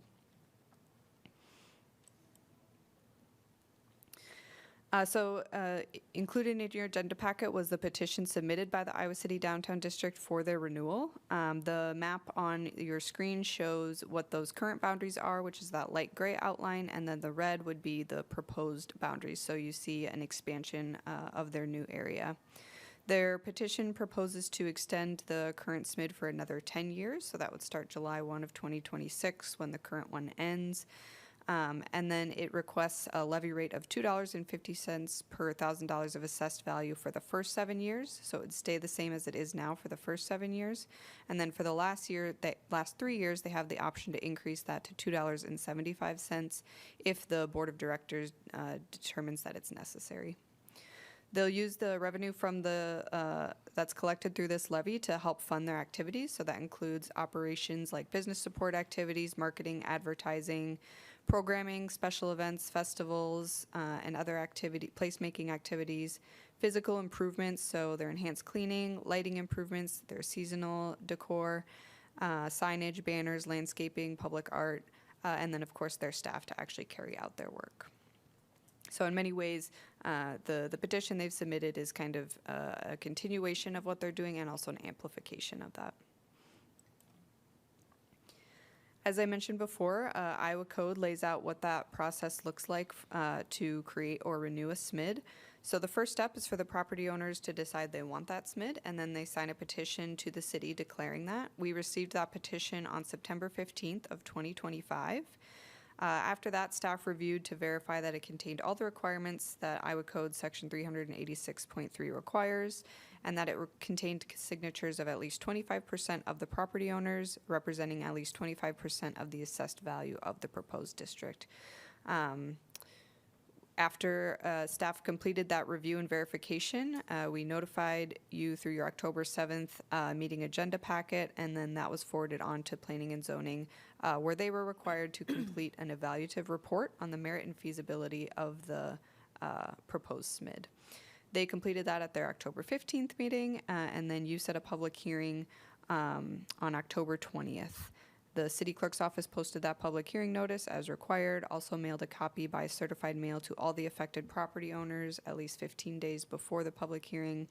And having satisfied all of those steps, the ordinance now before you would be your first consideration for the renewal of the SMID. 3 readings will be required to establish the district. The final cannot occur earlier than 30 days after the public hearing, so we cannot expedite this item. And then the final adoption will require a 3/4 vote or 6 votes. If a certain percentage of property owners were to protest, then you would need to have a unanimous vote. And the state code does outline or does establish a mechanism for challenging the petition if there were a percentage of property owners who wish to do so. Whoops.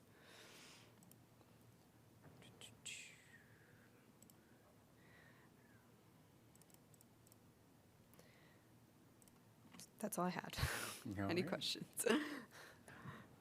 I just had a couple questions out of curiosity.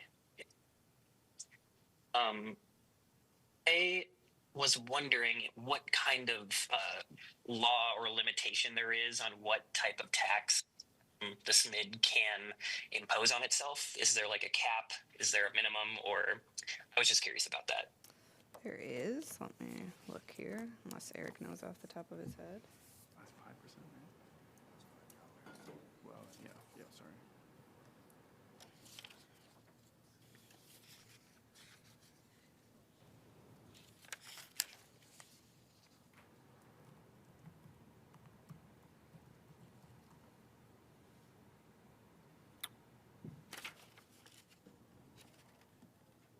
So no worries if it is something that you can't dig up right now.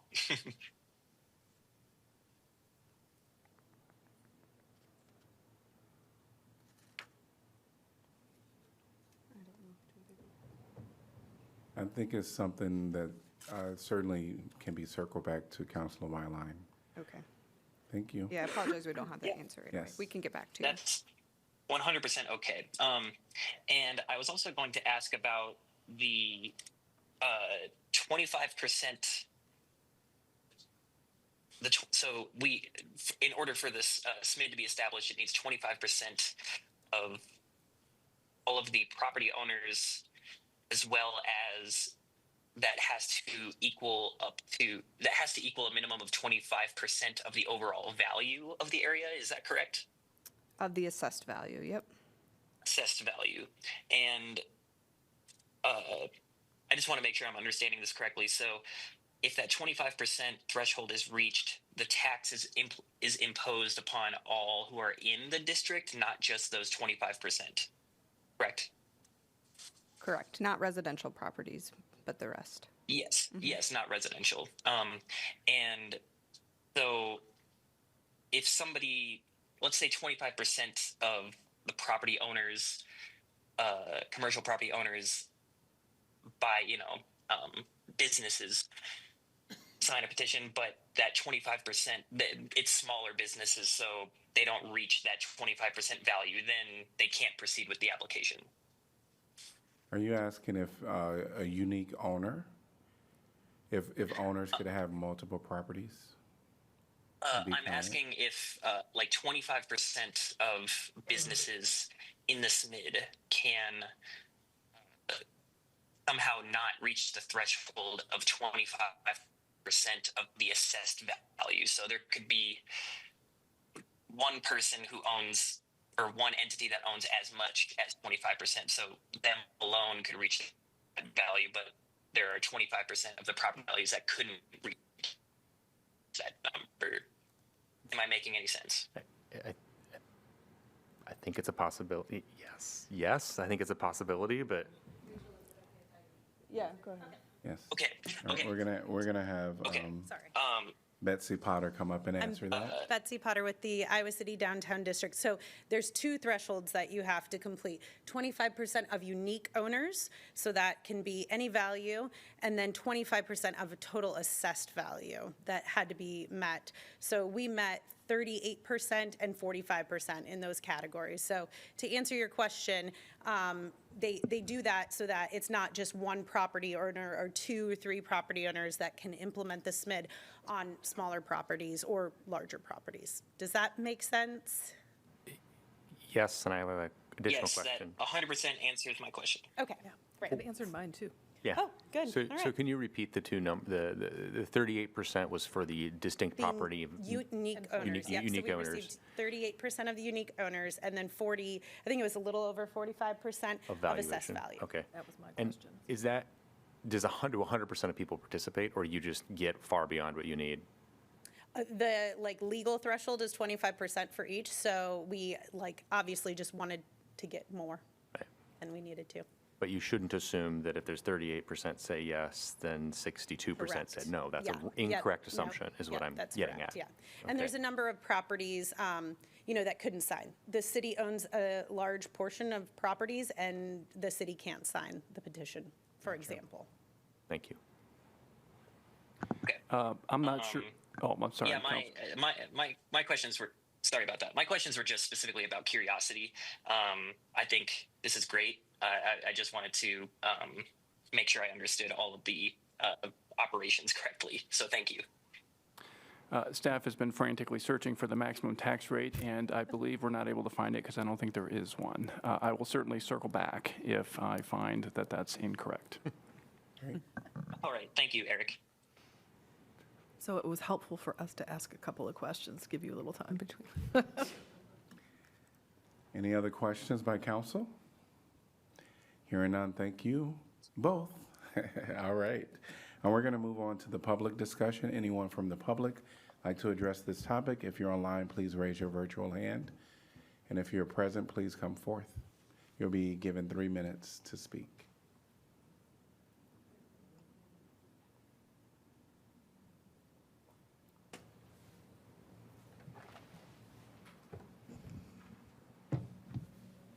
Welcome. My name is Mary Gravitt. I live here in Iowa City. And I went to my doctor today and came back, and I took the Seats bus. And so the Seats bus take you on a circular route because you got to pick up people so they can go to work, the disabled people. But the problem was, I looked at Coralville, and Coralville is eating our lunch, and we had better do something. Because it's no excuse. You look, they got every restaurant in the world and everything, and you're looking around. What happened to us? Coralville used to be a place with cheap rent, and the only thing they had going for them was the Coralville Mall.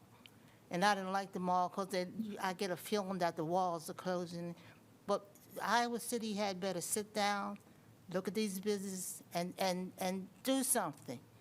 because I hate to see the city fade. And we are, Iowa City, the Blue City, is the attraction for the whole state. But if something's not done about it, because at one time, wasn't one member of city council, I remember, and Von Mar was in the mall, and he moved to Coralville and took Von Mar with him. So we gotta, weed out the traders and get it together and get financially together, or we won't matter at all. I mean, we have protests and you listen to people, but you have to have finances to do what you want to do and to make the city progressive. I'm not saying the city's not progressive. I'm just saying, I don't know, I think I remember when you first got this SMIDS thing, it only took in like 1 or 2 blocks. But something has to be done. And Coralville just can't kill us, because this is what's going to happen, because Iowa City, we depended on Walmart on one end to tack the city down. And on the other end, I don't think that used to be Sycamore Mall. It changes its name every 2 years and doesn't seem to make any progress. Something has to be done. And I hope something will be done. And I hope I know what I'm talking about. Thank you. Thank you.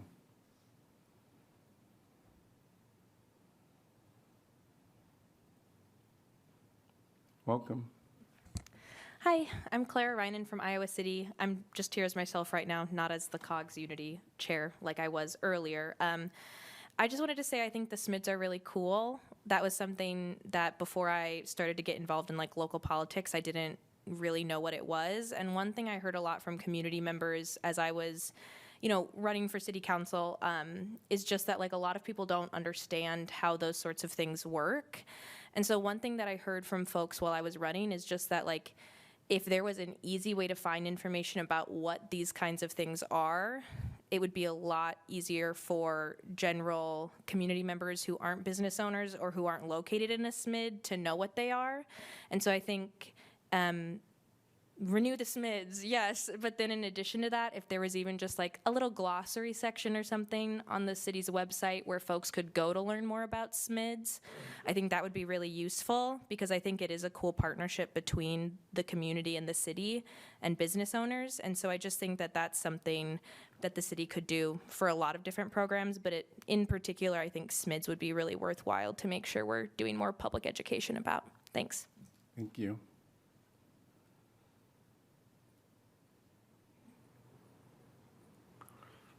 Welcome. Hi, good evening. My name is Karen Cubby. I own a business in the renewal area, so I'm very excited to be involved. And I just wanted to say in a different way that the SMID legislation makes sure that not just small property owners can control this process and not just large property owners, but we have to collaborate together to get to that 25% of signatures that represent that value and the unique owners. And we had owners coming to the current SMID saying we want to be part of this. We feel like we're downtown. We want to avail ourselves of the marketing, the safety, the cleaning, the services, the programs of the SMID. So the new boundary really reflects that those requests that came into the SMID. It also reflects the feel of where downtown boundaries actually are. So there were lots of signatures from property owners in the new area, and I wish I could have a map to show you all of those signatures, but that was really important to us. There was an exponential number of unique owners between the new boundaries or the old boundaries and the new boundaries. And so getting to 38% was really a big deal to us that so many people were interested. And part of the beauty of the SMID, a lot of things came together at the same time. The downtown district, the 21 ordinance, and the 500-foot rule work together to ensure that downtown is activated from 7 a.m. to 3 a.m. and that we are not skewed in just day life or nightlife. And so this broad activation is a real important value to us. The other thing that's so important to me personally is for people to acknowledge that the downtown is such a big proportion of what brings money into the general fund that allows the city to do more than just mandated things, but to do all those things we want you to do: civil rights, human rights, education, sustainability, and other protections and programs for the city. So about 1/3 of the SMID's budget comes from the SMID tax.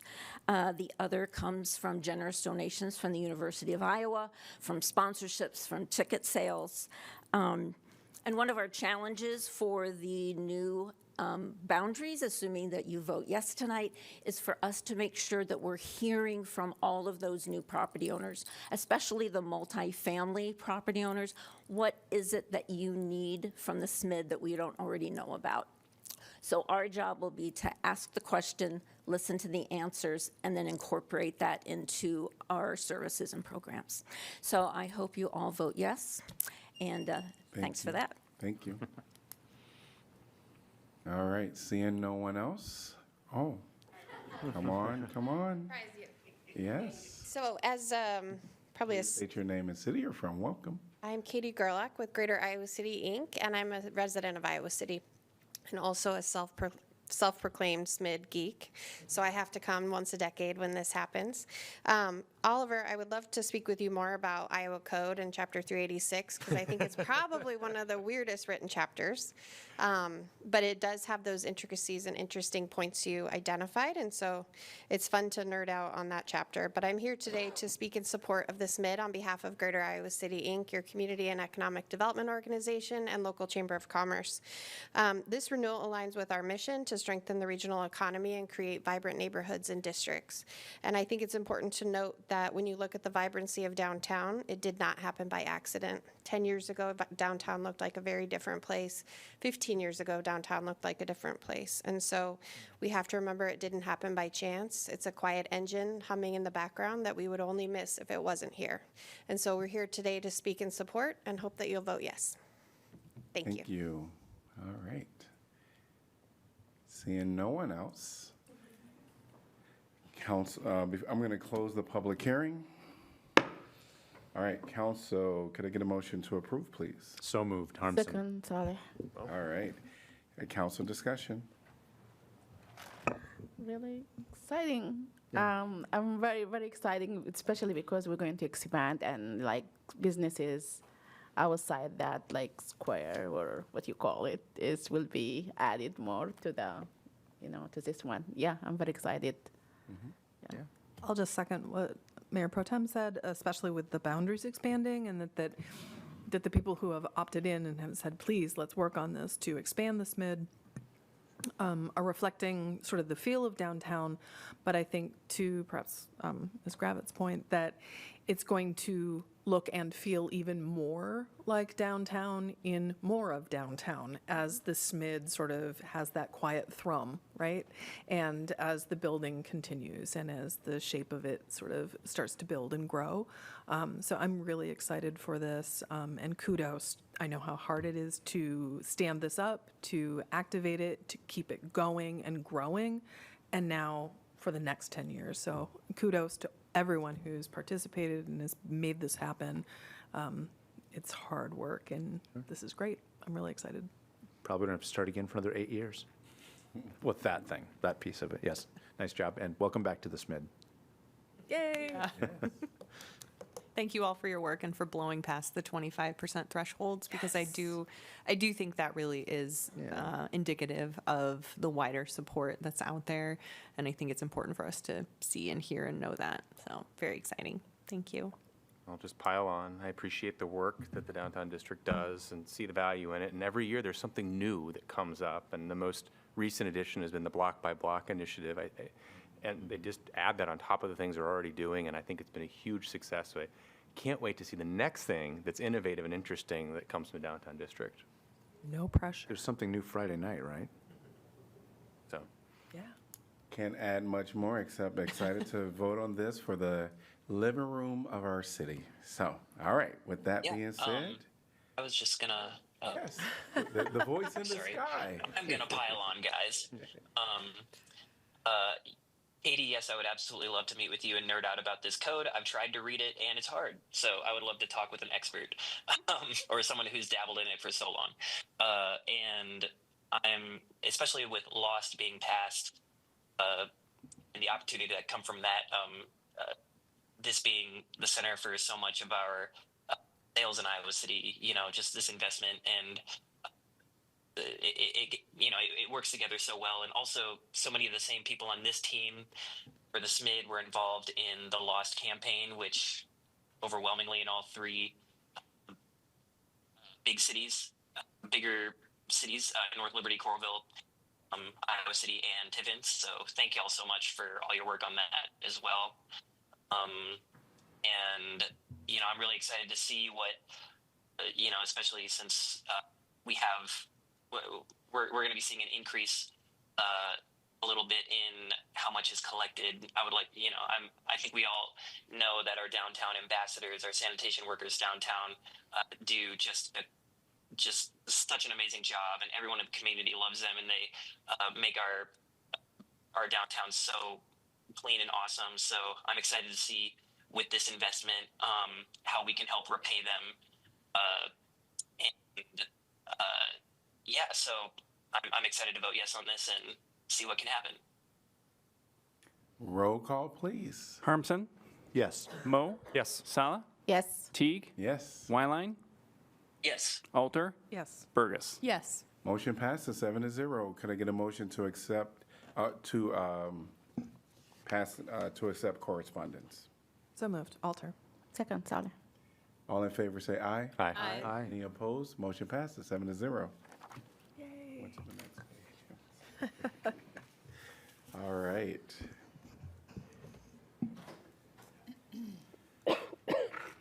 We're going to move on to item number 10B, parking ticket appeal process and towing impoundment procedures.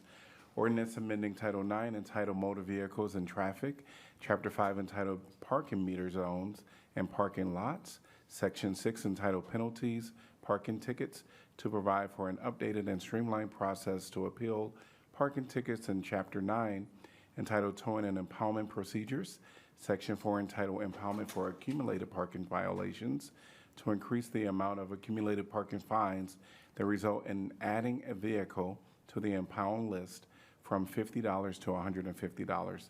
This is the second consideration, and staff is requesting expedited action. I move that the rule requiring that ordinances must be considered and voted on for passage at 2 council meetings prior to the meeting in which is to be finally passed be suspended, that the second consideration and vote be waived, and that the ordinance be voted on for final passage at this time. Moved by Mo. Second, Burgess. All right, anyone from the public like to address this topic? If you're online, please raise your virtual hand. Seeing no one online or in person. Council discussion. Roll call, please. Mo? Yes. Sala? Yes. Teague? Yes. Wyline? Yes. Alter? Yes. Burgess? Yes. Harmson? Yes. Motion passes 7-0. Could I get a motion to pass and adopt? So move, Sally. Second, Mo. Roll call, please. Sala? Yes. Teague? Yes. Wyline? Yes. Alter? Yes. Burgess? Yes. Harmson? Yes. Mo? Yes. Motion passes 7-0. 10C, ordinance adopting and incorporating SUDAS design manual and specifications. Ordinance amending Title 15, 16, and 18 of the City Code to adopt and incorporate the SUDAS design manual and specifications, general supplemental design standards and specifications, and City of Iowa City design supplement and specifications. Could I get a motion to pass and adopt? So moved, Mo. Second, Burgess. Public discussion at this time. Anyone want to discuss this item? If you're online, please raise your virtual hand. If you're in the council chambers, please come forth. Seeing no one, council discussion. Roll call, please. Teague? Yes. Wyline? Yes. Alter? Yes. Burgess? Yes. Harmson? Yes. Mo? Yes. Sala? Yes. Motion passes 7-0. We're on to item number 11, which is announcements of vacancies new. And I just want to make note that all of our board, commissions, and committee applications can be found at the city website. and it is a long one, but it is in our agenda for folks to see. So 11A, announcements of vacancies new. We have Climate Action Commission, one vacancy to fill an unexpired term upon appointment through December 31st, 2027. Applications must be received by 5 p.m. Tuesday, December 30th, 2025. Could I get a motion to accept correspondence? So moved, Alter. Second, Burgess. Second, Weiling. All right. Well, even though you were probably delayed on our end, I'm going to give it to Burgess and to Wylie. Man, I was trying to sneak in there, so thank you. All right. Just cut out. We're going to do item number 12, which is announcements of vacancies previous. 12A is going to be Planning and Zoning Commission, one vacancy to fill an unexpired term. And applications must be received by 5 p.m. Tuesday, December 2nd, 2025. Mayor, I don't think you had a motion in the second, but I don't think you had the vote on the motion to accept correspondence there. Oh. All right. I'll backtrack. So we had it by Burgess and then by Wyline. All in favor say aye. Aye.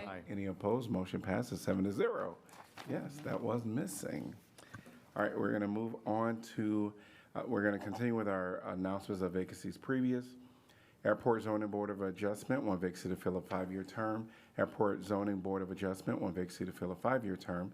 Board of Adjustment, one vacancy to fill a 5-year term. Board of Appeals, one vacancy to fill a 5-year term for a licensed electrician. Board of Appeals, one vacancy for an HVAC professional to fill an unexpired term. Historic Preservation Commission, one vacancy for a Brown Street representative to fill a 3-year term. Historic Preservation Commission, one vacancy to fill for Jefferson Street representative for a 3-year term. Historic Preservation Commission, one vacancy for Woodlawn Avenue representative to fill a 3-year term. Vacancies will remain open until filled. And we're at item number 13, City Council information as at this time. Just a reminder that, the last park donation drive-through is tomorrow at Weatherby, 4 to 6. So anybody's on the south side, come donate some stuff. All right, we're going to move on to item number 14, which is report on items from city staff, city manager's office. Nothing tonight. City attorney? I do have something. I'm looking forward to, on Friday, going with a couple of other attorneys in my office to the Iowa Municipal Attorneys Association annual seminar in Johnston. It's a great time, and it's very focused, which is wonderful for us. City clerk? All right. We're at item number 15. Could I get a motion to adjourn, please? I will be happy to do that. Move. Second. Moved by Saleh, seconded by Burgess. All in favor say aye. Aye. Aye. All right, we waited for you. Thank you. We are adjourned. Thank you. Have a good night, everybody. Yes.